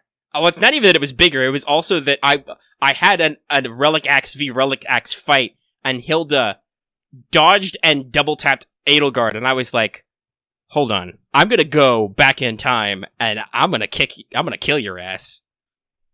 So I had Violet taken out. The why I didn't like Revelations because I had to buy 2 other games plus that one. Well, yeah, that's the thing. But it's honestly, the writing in this game is pretty wait, what's the word I want to use? Above average. Yeah, it's good. It's well done, well crafted, and it's got all the details and depth you need. Like, I could trust the people who wrote this game to write an ending where, because this is another common trope of Fire Emblem, there's a secret, actual, honest-to-God villain, which we talked about is the thing. None of these characters are trying to destroy the world. You play some other Fire Emblems, like, I've played, 7, 8, 10, stuff like that. It's been a while since I played, but, you play those games, there's some real motherfuckers in there. Okay? Yeah. There is some bad shit which will end the world going on. There are people who, while maybe they were sympathetic once, they have gone so far to a level in their misanthropy or their need to control or their sadism, whatever. They're just bad people. None of the characters in Three Houses are really like that. Even if you want to be okay, Rhea was secretly Saint Seros the whole time and she's an immortal dragon lady. She still has reasons for doing what she does. Yeah, she's still, and when she's nice to you and nice to other people, she really is genuinely nice. She's genuinely a good-hearted person. Look at her relationships with Cyril, with Catherine, even with you. Obviously, for reasons, she has a vested interest in you not dying. But can I? I want to interject about here. I was actually thinking about the Church of Seros as a fucking whole. It's literally a fucking PMC corporation that just kind of polices over this entire nation. Well, no, they are. This is one thing that. Well, yes, they are dropping back into, to name drop a trope, Crystal Dragon Jesus. Hi, yeah. Mommy Rhea. This Fire Emblem has done very well to build the analog of the Catholic Church. That is what the Church of Seros is. They have saints, they have an archbishop who's the Pope, kind of thing. But they have subdivisions like the Western Church and the Eastern Church. But what their role is in this society is they are the over being. Now, they don't necessarily control shitloads of land or shitloads of, territory, but they do have people who are pledged to their service. They have holy knightly orders, the Knights of Seros. They have priests. They have a big fucking library. Mm-hmm. And they are a religious aspect who control all these festivals and all this stuff. And they are a unifying aspect of the culture. Yeah. Now, to also put it in perspective, they regularly send out people to deal with banditries and monsters and stuff. They've assembled an officers academy that brings nobles together from 3 different nations and get them to interact and mingle with each other in hopes of fostering cooperation. And by the way, that's an important thing to note. Yeah. Because we talk about their celebrations, like they're in charge of the calendar and festivals and stuff. Mm-hmm.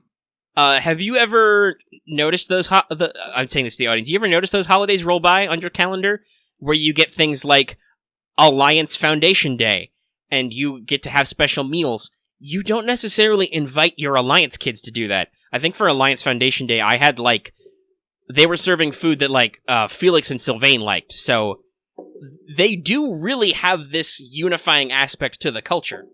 Yeah. Now, as I said, we can get into reasons why maybe what Rhea is doing isn't completely right. At the same time, she's not completely wrong. No. I think Edelgard's points when she tries to dismantle the church is, first and foremost, that the Immaculate One is clearly lying to the populace, because she's saying she's Rhea, and A, that she is Rhea and not Seros, and B, she never mentioned that she's also secretly a dragon, BT dubs.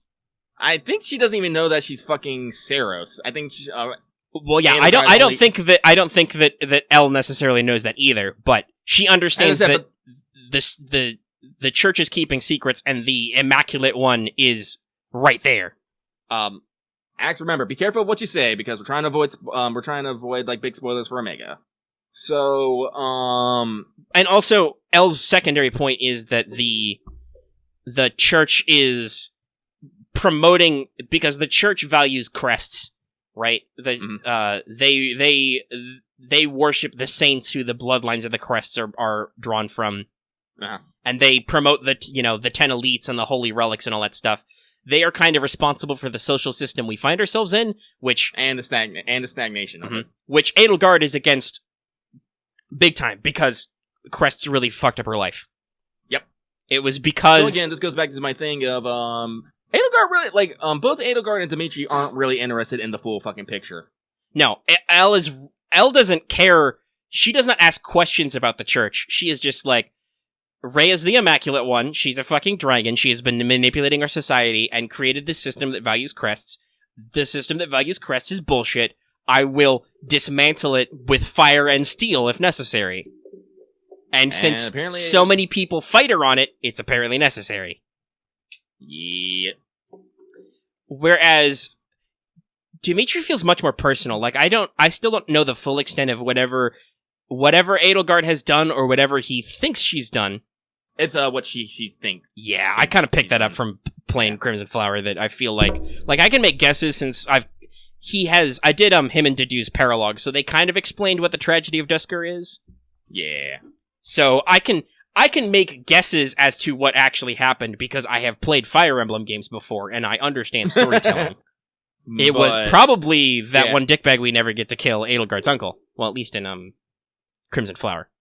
Yeah, I don't actually know if you get to kill him or not. I was not spoiled on that. No, we'll see if he gets to do other stuff in other routes. But yeah, and heck, I could see in the church route that's actually what the church route is about. Is like, well, now I've decided to side with the Holy Church. Let's get those dirty heretics using the dark magic who are fucking shit up.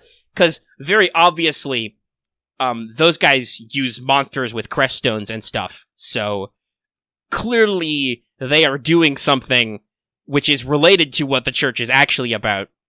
But, neither of us has gotten that far as to unpack that particular world-building aspect.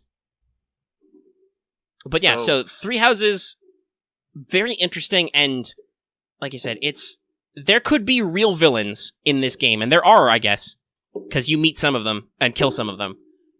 But, here's the thing, you have villains, and then you have big bads. Right. But they are not the focus, which is the question mark thing, right? That's none of the, at least that we have done so far, none of the story routes actually focus on them. And kind of the chatter I've heard about, Golden Deer is that it has its own, major opposition stuff who go on, which is not necessarily directly related to the other routes either. That's kind of the problem with having 3 core routes, and then I feel like the church route is not necessarily opposed to Golden Deer. It's not, paired. So Golden Deer definitely feels like it's a bit of a third wheel.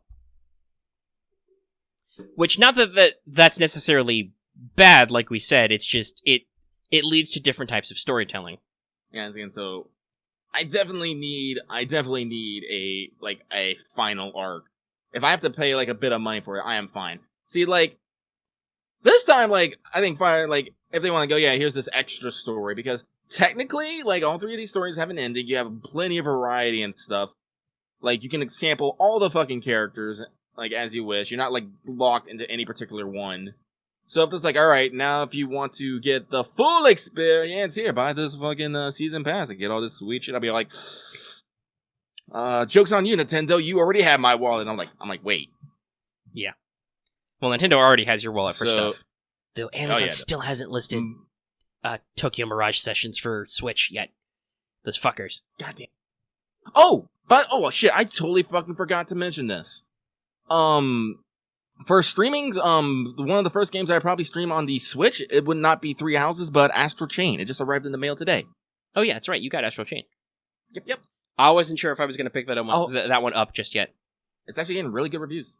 Well, apart from that, there was a review from one of the outlets you would expect who tried to BS everybody and say that the game sucked because you didn't get graded or evaluations on combos and stuff, and it turns out that was a lie. That only happens if you play on the very easy difficulty, and it clearly warns you, so they accidentally got super outed for that review. Now, like I said, I'm not against if you want to play on an easy difficulty to get more game done so you can review it further, but pay attention when you do that, because you need to understand that that's not necessarily the core aspect, and clearly either this reviewer really wanted to take some shots at Astral Chain, which seems weird because people are saying it's good, or just they let it slip that the game warned them that they don't get evaluations when you play on very easy. Oh, I probably should have done an all Brave combo with Mordred there. Sorry, I'm doing pedal farming while we're talking. But yeah, so there was lots of Switch news that was good. Yeah. I already have on my list of games I want to buy Tokyo Mirage Sessions, which comes out January 16th, 2020, and Xenoblade Chronicles, which is sometime in. Yeah, and everybody's hoping that not only will we get, like, Game of the Year style, like, full DLC package, but a lot of people are hoping that now that Nintendo has realized that they can produce games that are not necessarily family-directed, that we can get Mirage Sessions uncensored. I'm pretty sure it is like because it's like what, FE Sessions or something. Yeah, it has an extra name to it. Yeah, it's Fire Emblem Tokyo Mirage Session. It was the SMT Fire Emblem crossover. Apparently, it's fucking amazing. All right, but back actually on Three Houses. So like I said, I don't know how far I am in the Azure Moon story. I said it's not done. I've made a fair bit of progress, but I said I'm slowly getting burnt out. Mostly because I've done a fuck ton of grinding. Like, some people, again, were fucking shocked. It's like, yeah, like, I don't know why, but I got a real fucking skill boner, and I want to go farm me a bunch of skills, so I mean, it makes sense, because now you're on your... New Game Plus is very generous, but it's also very limited. Yeah. Because you can only recover skill levels up to the level you got them. Yeah. And same with supports and stuff. So on the one hand, it's super easy to dump all your renown and go like, okay, all my favoritist friends, I get an A support with you. That's how I fished out Dorothea and Bernadetta back, and we'll probably fish out some other characters later. I'm just gonna buy my A support level with you, and you're gonna join my team automatically then. Because that's how that works. As opposed to getting skill levels, but like I said, it only lets you go up. Like, so if you didn't get to like D or C level in something, you can't buy it back. Like me, I was able to buy up to A professor level, but I hadn't quite gotten to A+ yet, so I had to make that final mileage on my own, but it wasn't hard. You could actually get a decent amount of professor level EXP, so. Yep. But me, like... but yeah, so you going to S+ is not necessarily a crazy thing, because that means in all future runs, you'll be able to spend any renown you need to buy all the way up. Yeah, I have 5 skills at S+ right now. Brawl is at A+, Lance and Bow's at C+, Writing's at D, Heavy Armor and Flying are at E. I am a veritable madman. How do I do this? Oh, there's people up here. So... Also, I do want to say, if we're talking DLC, I've said this before, but where is my sauna DLC? The sauna is a place on the map that has a tooltip. It lets you know when you're standing in front of the sauna, it has a model, it does nothing. What the fuck? Like, seriously, no. We talk about game design a lot. From a game design standpoint, that was a thing a person did. Somebody had to specifically decide that section existed with the ramp and stuff, because it's set alone.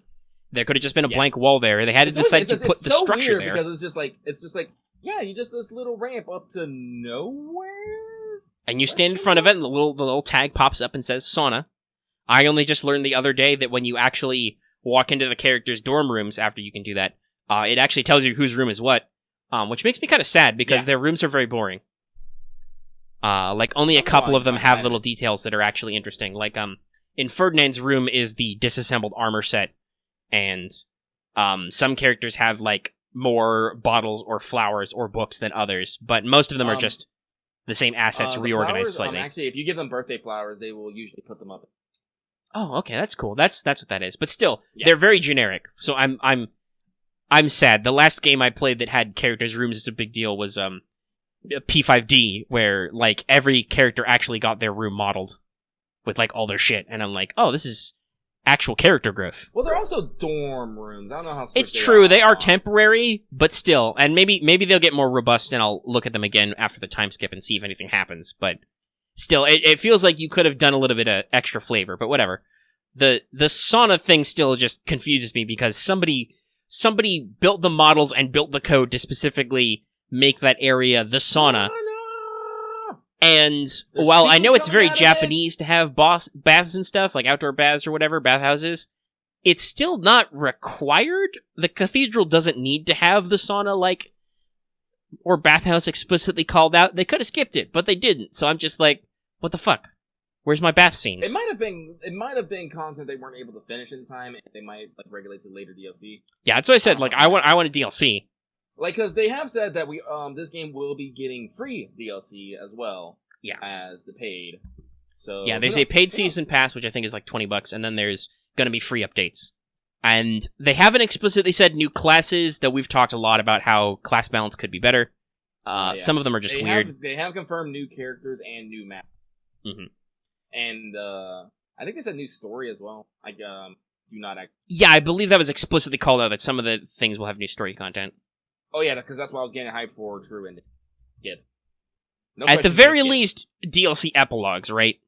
Yeah. Because we mentioned that, like, Crimson Flower, that's a real big hanger.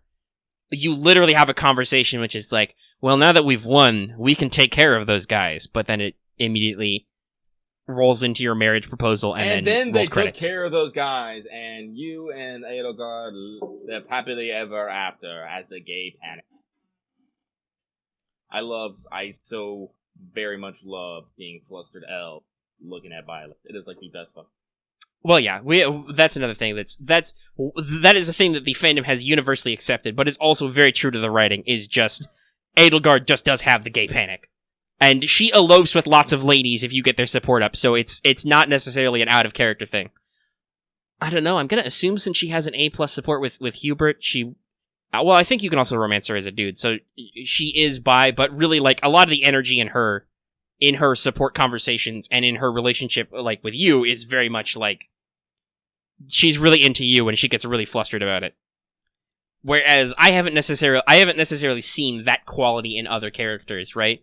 Like, Dorothea knows what she wants, right? Like, she knows what she's after in all cases, and while she is definitely more friendly and genuine with ladies than she is, at least at the outset, with most of the guys, she is still out after a husband and, you know, seems to have happy relationships if that works out.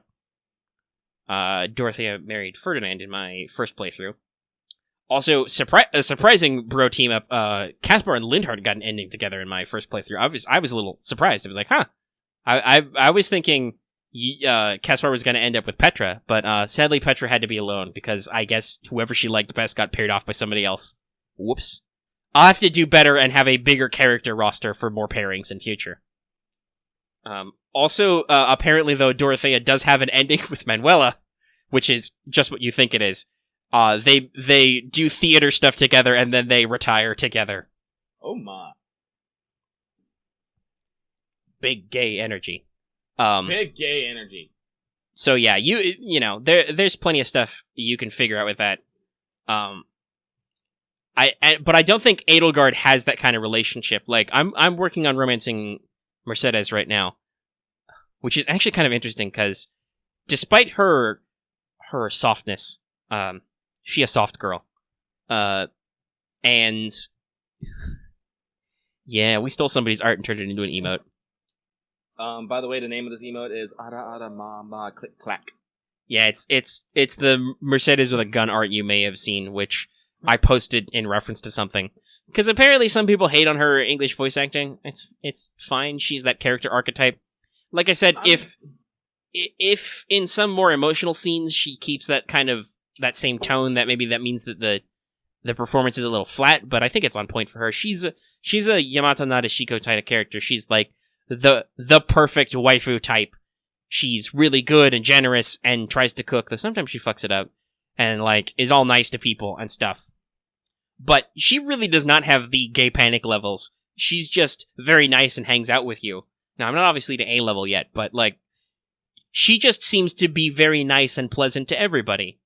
There are other characters who are have surprise. Catherine's not a gay panic. I'm just surprised because I didn't get very far with her character in my Black Eagles run for reasons, and you can't recruit her until you decide to go full church. So I didn't hear what her recruitment is like. But because apparently she's got a very popular pairing with Shamir. It's just not Black Eagles. True. But that's in the Black Eagle routes. That's a decision you have to make, is you have to decide to go the church route instead of Crimson Flower. But still, because boy howdy, she comes onto you pretty strong when you recruit her. She's like, yeah, I guess you're cool and skilled and good looking. And I'm like, wait, what? What was that? Run that back to me, Catherine? Now she's gone. She ran off to punch sword somebody. Seriously, the why is it everybody who's an officer in this church, especially the women, has punching? Why? It clearly goes back to the opening animation where Saros literally ditched her sword and kneed a fucking man in the face and then fucking open palmed him. Yeah, she kicked his ass with her bare hands in her high heels, but still, like, that's a key teaching of the Church of Saros. Verily, they shall throw down thine sword and kicketh him in the face. Well, as I said, as religious as it is, this group is very militant. Oh yeah, they have a knightly order, which is a big deal because I've been figuring out Catherine's backstory through her interactions with Dimitri, because she has an A+ with Dimitri, which I'm curious about. But also I have Shamir, and I don't know if I want to break up the power couple. We'll see what happens. The power couple's pretty good. They are. But that's what I meant, where like suddenly Catherine puts out like when you're actually recruiting her, she puts out lots of big gay vibes, but she's not an option for you to romance. But Cyril is. I'm confused. What the fuck? I'm still confused by that. I recruited him the other day. After you like protect Rhea, you can recruit him, and I'm like, I was looking at my supports and I'm like, whoa, hold the fuck up. You have an S support, Cyril? You wanna run that by me again? So yeah, I don't know. That just confused me, especially because I don't know exactly. I have to double check his age, but Cyril is obviously on the younger side. Now, obviously, the time skip adds 5 years, so everybody's fine. Also, interesting enough, Mercedes is well old enough already. Like, she is 23, I think, already. Pre-time skip. Wait, that means that post-time skip, she's a Christmas cake. Don't worry, Mercedes, I'll save you. I'm gonna tell you right now, the thing that distressed me most post-skip is that fucking Mercedes cut her hair. Oh, gasp. Yeah. But yeah, also, no, Axe, you've got that, by the way, you've got that count wrong. 2 of the gay options are older men, and then one of them is Lindhart, who is a perfect soft boy, and I think he's a valid choice. But yeah, they really loaded up on some of those options, you know? Like, honestly, like, if I would have been happy if they had just given me Ash and Claude. Yeah, they need some more soft boys. Like, Lindhart's okay, but he's not a choice, right? Like, and you have choices for female homosexual relationships. You can, Rhea, Sothis, Elle, Mercedes, and Dorothea. Yeah. All of whom are a wide variety. So, like Dorothea is kind of the more flamboyant, she's theater people type, she knows what she wants, and she will use whatever she can to get it. Mercedes is, like I said, like the quiet, perfect waifu type. She's so pure and churchly. Elle is not a soft girl. I am like still torn between if you're gonna comment on Elle or if Elle's gonna comment on you. I have seen both of those. Like you've joked that it's Elle's secret kink to get. She's like a CEO. It's her secret kink to get bossed around by the professor. Yeah, that's my headcanon. Which works very well because that is how your interactions go. She's like in private, like, yo, so for political reasons, I'm in charge, but I really want you to be in charge. And I'm like, oh yeah. I'm in charge.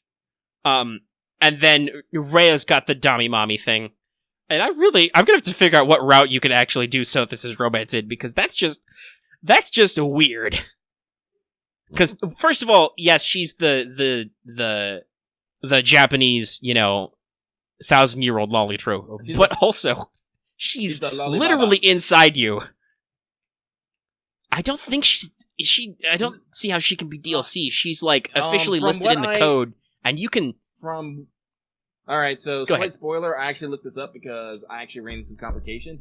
You apparently have to pick Sothis in all 4 routes as your choice. Oh, interesting. I don't even know how you do that, because... Well, it tracks your data. So basically, every time you get to the choice of giving the ring, you have to select Sothis. And you have to do that through every route. And then you can actually get an ending with her? Interesting. Yeah. That's some old-school Fire Emblem type shit. I may have to just start a new save file or do some runs about that. I said, like, if I do my 4 runs and I don't care about story, you'll be surprised how quickly I can probably blaze through this goddamn game. Yeah, you know what? Just normal casual. You can brute force some shit. Like, as I said, like, give me especially after you get all your renown levels. Like, all right, so let me just, okay, everyone, like, just stand back. I'm gonna boost all my skills to A. Let me buy all this sweet equipment. All you kids just stay in the fucking. Let me back buy all my class masteries back. And I'm going to go murder everything, kid. Like, also, by the way, this was a question. Yes, technically you can buy Dancer Mastery back, but you have to qualify for the class again anyway, so yeah. That's weird. Anyway, like as I said, it's not hard. Like, my first playthrough, I took my Byleth and I 1v1 the final map. And I almost beat fucking Rhea one-on-one.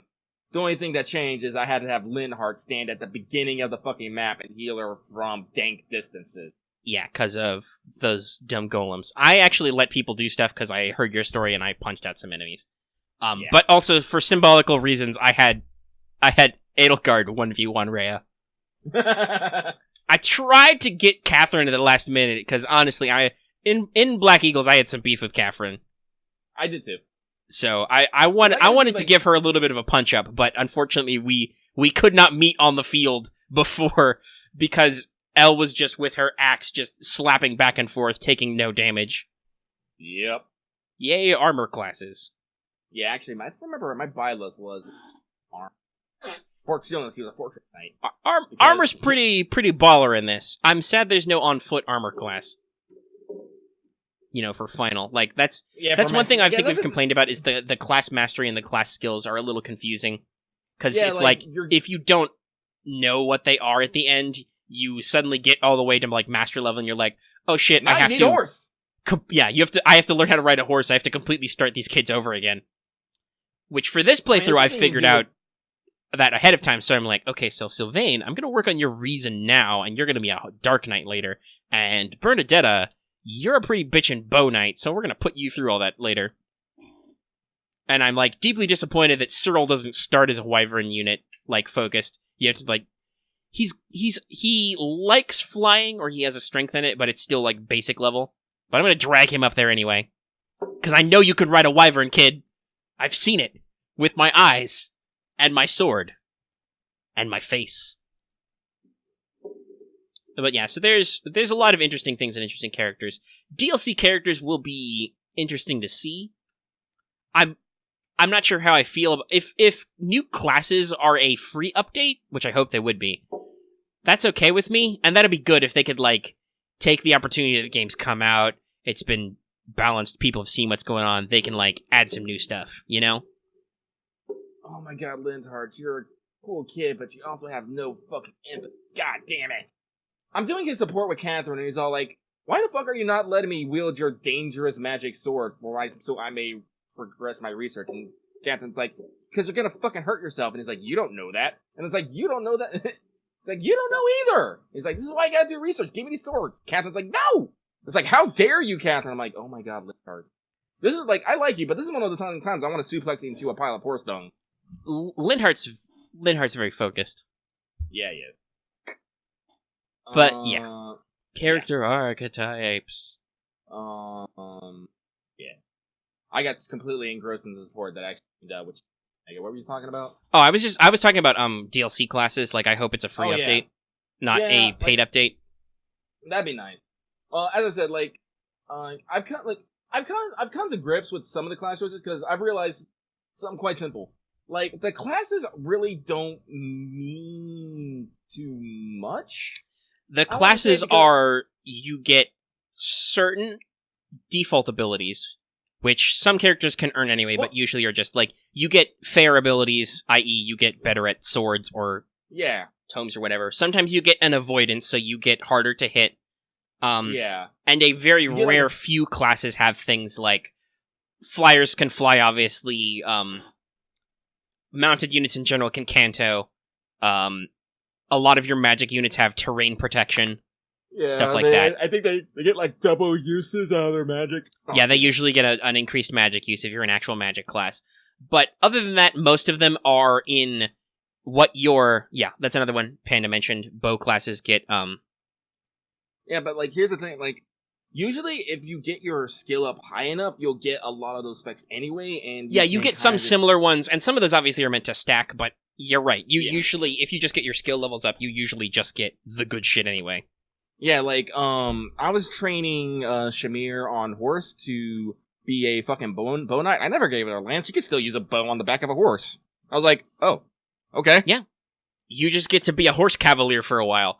Now, some characters you want to do that, because I think like Bernadetta has, like, she already has instinctive potential in lances. I think what I'm going to do with Shamir in my second run, because I never quite figured out, that was the thing, I didn't realize Crimson Flower was so short, so the ending kind of snuck up on me. I didn't actually get everybody's classes where I wanted them to be. So, some of my ultimate builds were not completed. So I think with this run, what I want to do is knowing that Bow kind of dead ends unless you have a horse at the last, I'm actually going to make Shamir an assassin this time. Because she likes to crit anyway, so I'm just going to train her on swords. So she can do sword bow. Because that's one of the things is the mastery abilities are the real shit. Because that's the actual unique abilities or very helpful abilities. And some of them are simple. Like, Soldier gives you +2 defense. That usually you can ditch that one after a while, after a couple of class ups. But you know, and in the moment it's all like, oh, awesome, I'm on my way. It gets you started. You usually, some of those early ones also come with a lot of the combat arts like swap, reposition, etc., which can...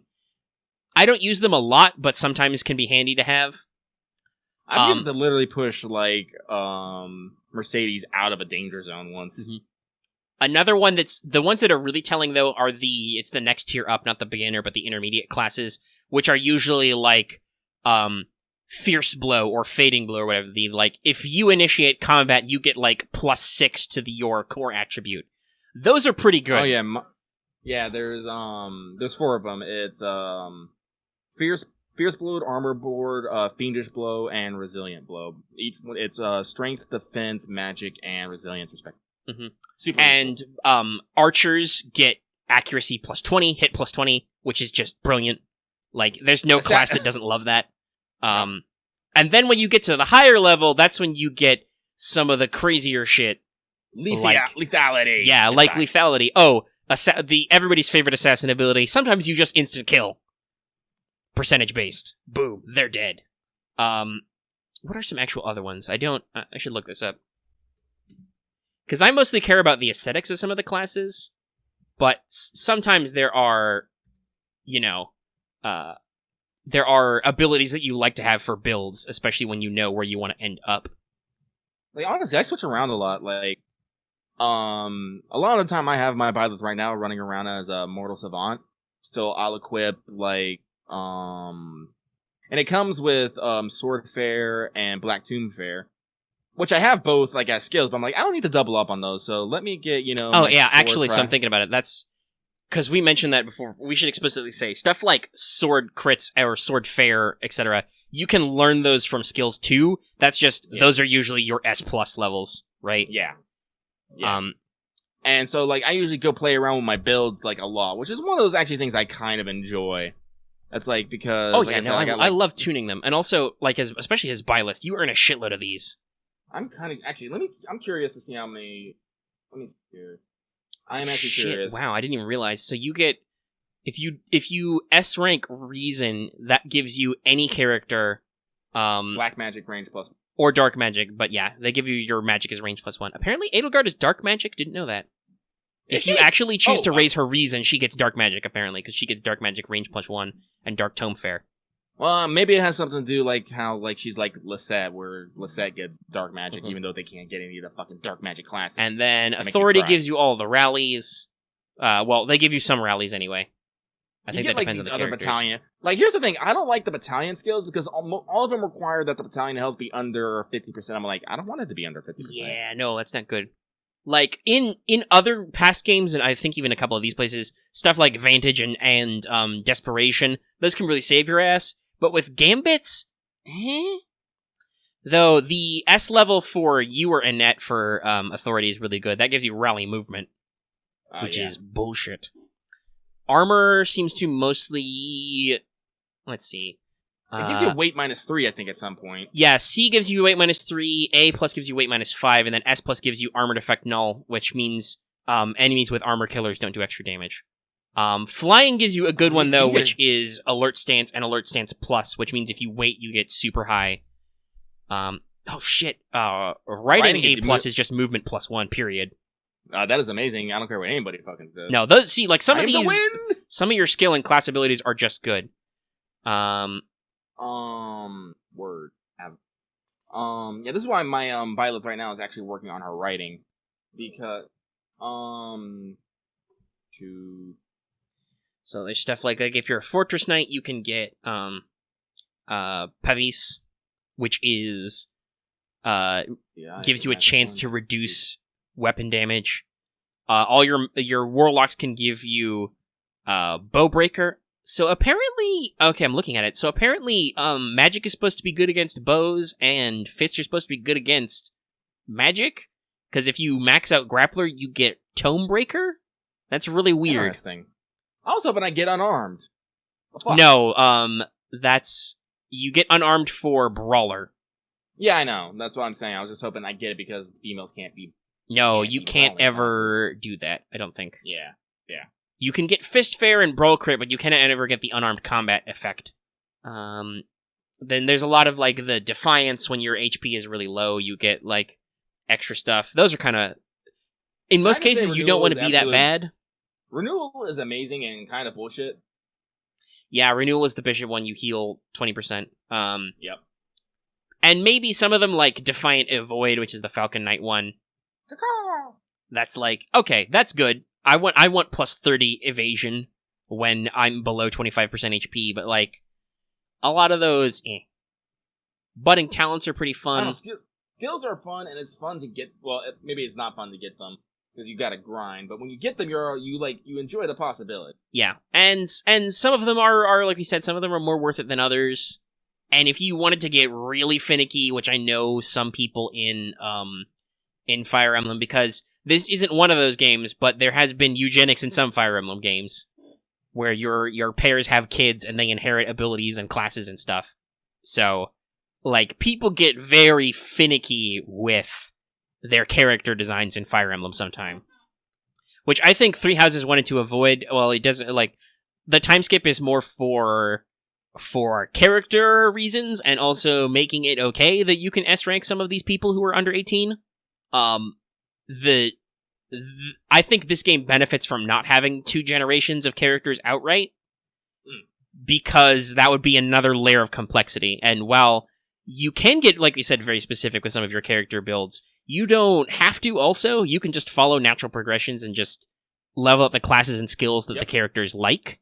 You know, because everybody has their strengths and weaknesses, you know? So, I think that, like I said last time, I think that Three Houses is designed very much to be accessible to not just locked-in Fire Emblem fans, but possibly Fire Emblem fans who haven't been in for a while, because people have complained about the last couple games, and also just people who have a Switch, because the Switch is a pretty big seller. And if I had to guess, the direct staff who did Three Houses are probably still, churning out their DLC right now, right? I hope so. Like, that's probably not done yet, because they've got, like, 4 waves or whatever, so they're working on that and making sure that plan works, because I know Nintendo has had to figure out their DLC packages a little. They've done better on the Switch. Like, most people, I think, generally say that Breath of the Wild has a pretty good DLC package, and the team working on that were like, oh shit, we can just make a whole new game now. I would assume that as soon as the dev team on Three Houses is done with the DLC, they'll probably have like a usual cooldown cycle. But what they're going to be working towards is they're going to immediately start theory crafting on another Switch Fire Emblem game, which will be the same engine as Three Houses, but, you know, different story, different world, maybe different characters, all that stuff, and actually refine some of those systems and do some new stuff. And we'll see if it's as good. But core gameplay should be fine, and so long as they keep some of that focus on the writing, it should be okay. Yeah. And also, we're pretty sure that localization didn't goof anything up on this one. There has been a complaint about some of the 3DS's Fire Emblems. Go ahead. Like, I have seen a spelling error here and there, but that's about it. Script errors. We've talked about this. There's a shitload of dialogue. You're bound to have a couple. And also, everybody remember, Dastards is not a spelling error. They just, for some reason, deliberately choose that archaic spelling, possibly because it's a meme now. Remember, dastardly, dastardly deeds, it is a word, people. Yeah, it's a real word. It's obvious they're using it to censor for what would be a harsher word in English, but like I said, I think it's just a meme now. Like, dastard is just the Fire Emblem word. But yeah, I haven't heard any serious complaints about localization. Like, some people, everybody has their own opinions on, like, some of the voice actors chosen, but you can switch to Japanese. Boom. I am going to say that I've been playing Japanese from day one, and I don't have an intent to change. This isn't a slight against the English voice actors, I just like Japanese voices.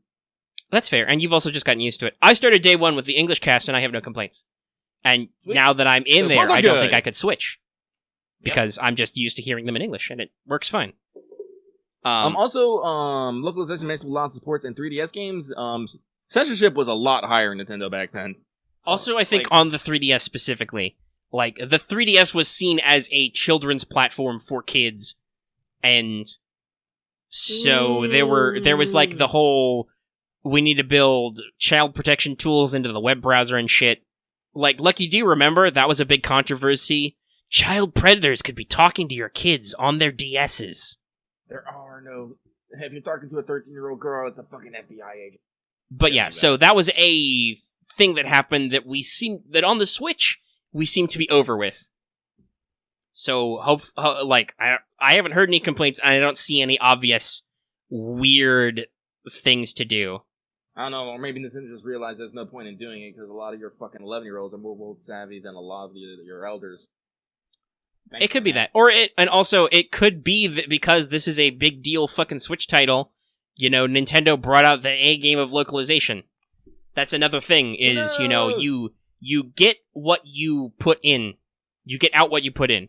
So, now I'm gonna talk shit, because I don't know the translators of those 3DS games, but I would also guess that I bet with a franchise like Fire Emblem, which has been very up and down in its popularity, and on the 3DS specifically, it's entirely possible that whether it was time, money, whatever, Nintendo didn't bring their A game on localization. But for Three Houses, that's a major tentpole release. Like, everybody's clamoring for more first-party Switch games. They brought their A game all around. Like, localization is no different, But the game is fundamentally well-constructed top to bottom. Yeah. Actually, this reminds me, speaking about people on the internet and first-party Switch games, I did not know that both Astral Chain and Fire Emblem Three Houses were getting review bombed because they were Switch exclusives. So Three Houses is, well, unless you want like a 3DS port, which is dumb. Yeah, That's dumb. That's dumb. Astral Chain I can kind of see. I know some people aren't happy that Platinum seems to have put more effort into brand new franchises on the Switch, but Nintendo really did help them out with paying for Bayonetta 2. Yeah. And since I own a Switch now and there's a Switch port of Bayonetta 2, I ain't mad, so. And also, remember, their Platinum's latest big hit, fucking Nier Automata, it's fucking everywhere. Yeah, it's on everything. Nier is the other big exception to that. It's on everything. And maybe some people are like, but Nier. And then I'm like, yeah, but money. We're not kidding. Platinum was apparently in pretty bad shape, and Nintendo helped bail them out and funded Bayonetta 2. That's why Bayonetta 2 was on the Wii U of all things. Yeah, if I remember correctly, Microsoft actually has burned Platinum games. not Microsoft once but twice. backed out. They were going to do exclusives with Microsoft. Scalebound was one of them, and that didn't go anywhere. And Wonderful 101, I believe, too. Yeah, and I believe that Platinum, they didn't outright say it, but I believe Platinum implied that was Microsoft's decision to pull the plug. Yeah.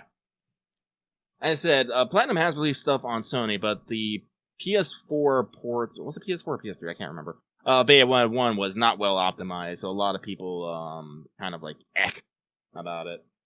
But yeah, like, listen, kids. On the one hand, I understand I've talked about this before, and I've seen people discuss it. Review bombing is one of the few ways you can actually make your voice heard about game decisions. Mm-hmm. Like, it's hard to open up a dialogue that matters with game developers otherwise than to be like, hey, yo, we're gonna attack your bottom line through reviews. But open up that dialogue with stuff that actually matters. Like, exclusives are exclusives. You know. Spider-Man's not on the Nintendo. Well, actually, I don't know. People are probably upset that, like, P5 Royal's not also on the Nintendo Switch.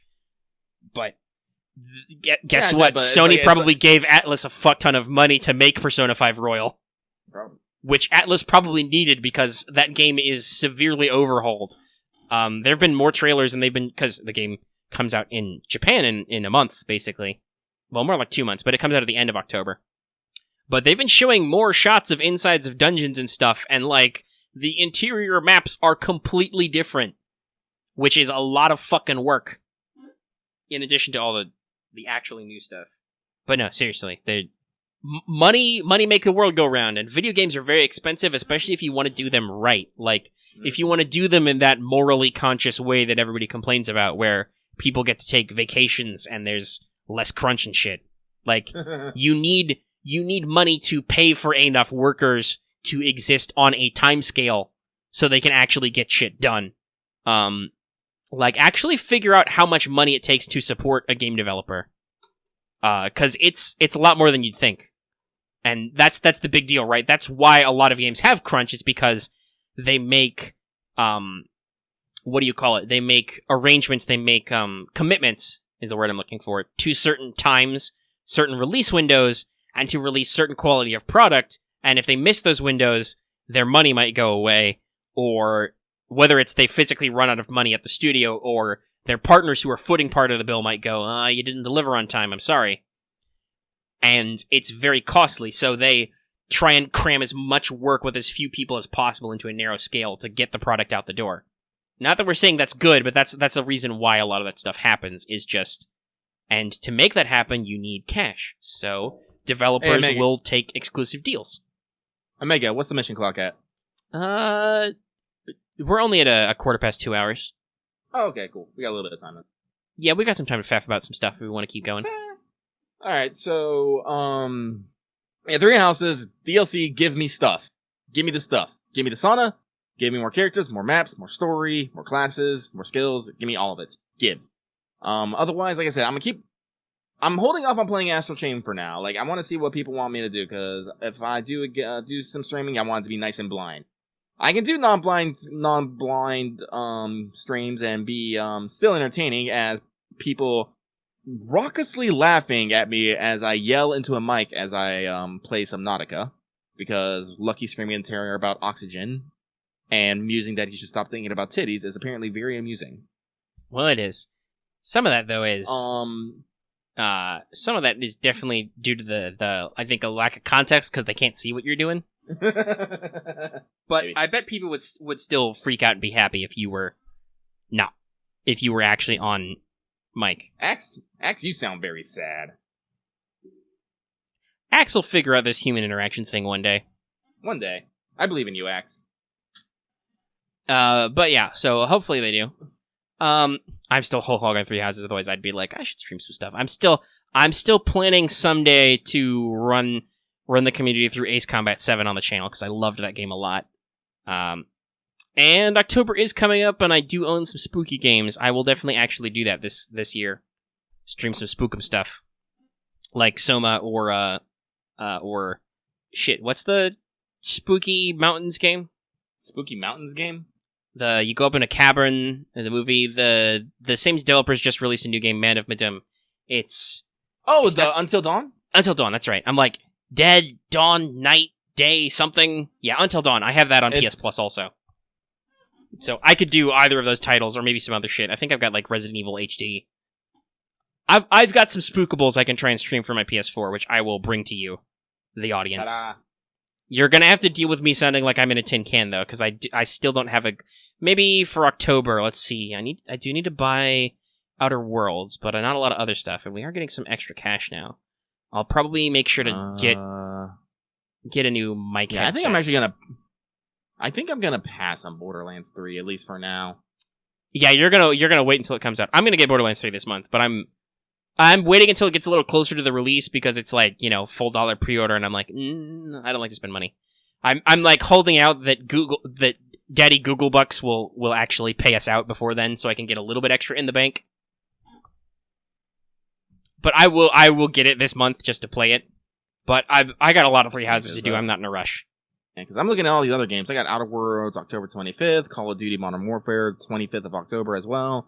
Trails of Cold Steel 3, November 1st. Death Stranding, November 1st. That's it for this year. But shit, I gotta make sure to lock in that pre-order too. Yeah, we want to get Death Stranding day one.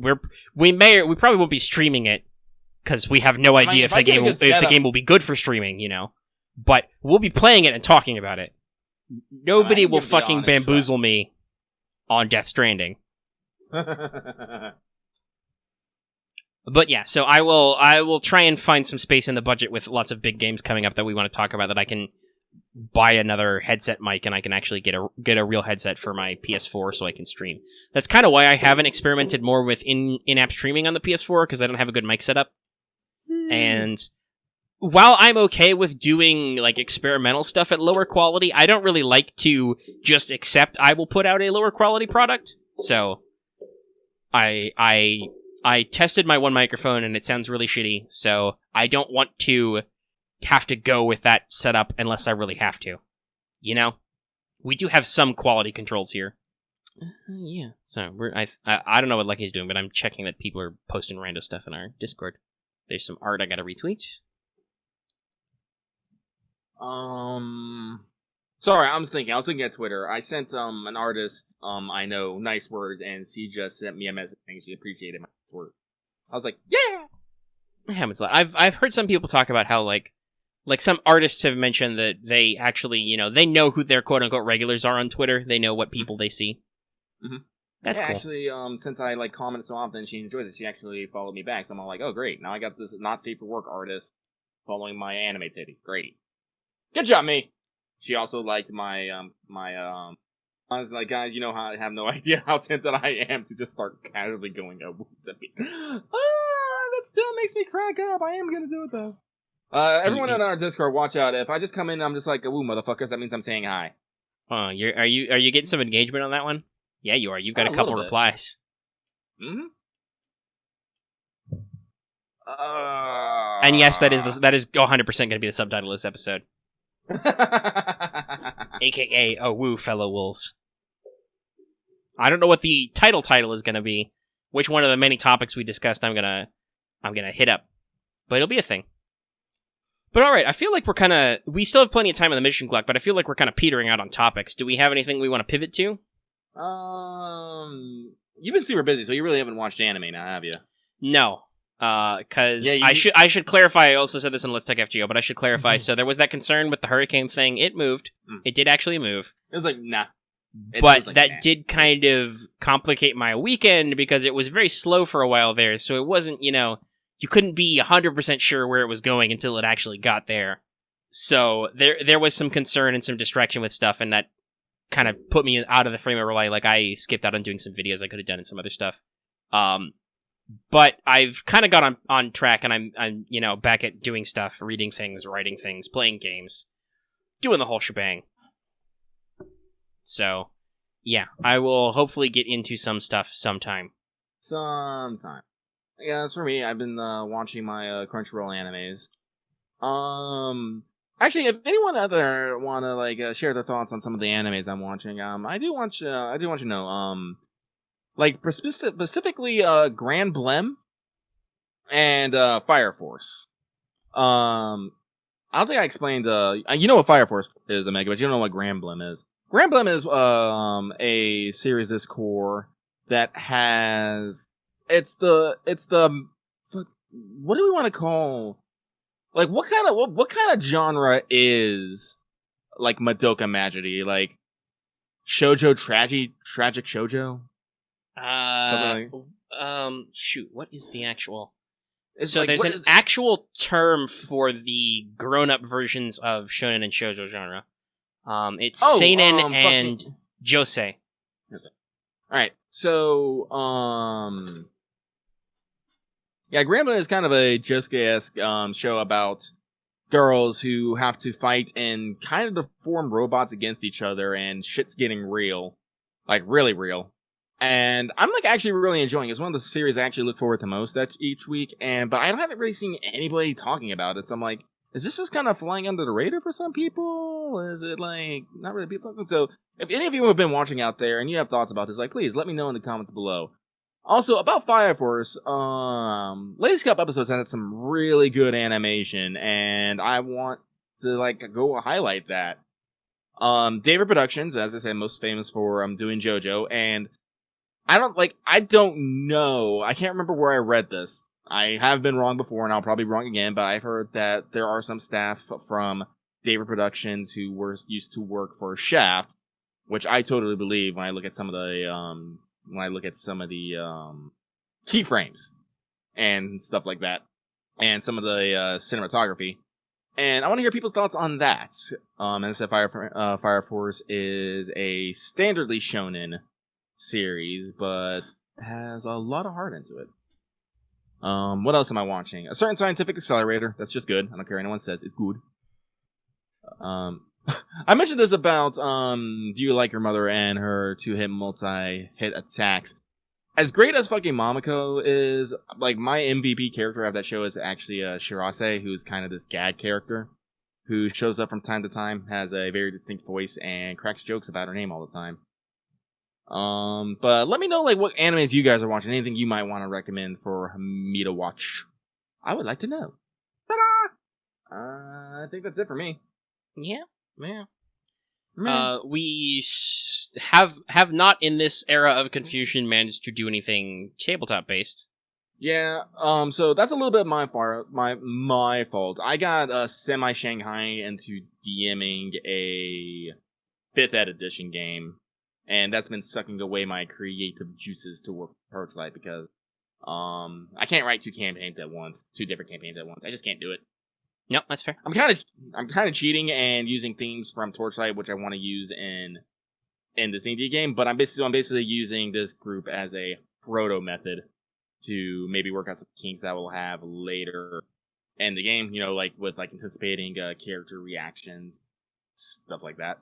So I don't know when that's gonna get off the ground. As I said, Omega's been pretty busy, so we haven't been able to play Mages of War. No, I'm geared up. I want to get it out there, and I should probably make a post like last weekend I didn't because of the thing. So this time I want to be okay, we should sit down this week and do the thing. Do the thing with the space. I'm hoping that nothing terrible will happen which distracts me. Please. But I want to throw it out there that this week I want to do the thing. Because, some weeks there I'm thinking, I don't know if I want to do the thing. I've been trying to build towards doing the thing for a while now. Hey man, sometimes you just gotta think the thing. Yeah. But no, I think it took me a little bit to get there, but I think I've kind of hit the structure and key stuff that I want to hit in our last one. But it's still, you have to work to the actual, okay, let's do it. But yeah, I don't really have any other tabletop thoughts to resume on, like exactly Elfire and stuff. Oh, my nose is itchy. No, not really. Yeah, let's close it out. Alright, that's fair. We've been going for 2.5. Now, some of that'll be edited, because I think this episode we had slightly more pauses than normal, but that happens, But alright, that's fair. We don't want to get too super late anyway. It has to edit after all. Alright, so let's wind down. And I'll say the whole spiel, which is, hey, if you're watching this on YouTube, be sure to give us a like if you like this video. And if you have any comments, such as what anime you're watching, which Lucky asked you about, or any of the other stuff, leave them in the comment section down below. And, of course, if you're new here and haven't already, please subscribe to our channel. We're getting real close to that 2K. You could be the one. And even if you're already subscribed, consider hitting that bell for notifications so you always know when we post a new video. Because, hey, sometimes what's up, it's long, it takes a while to render. It might be a while before it comes out. You want to know when it hits.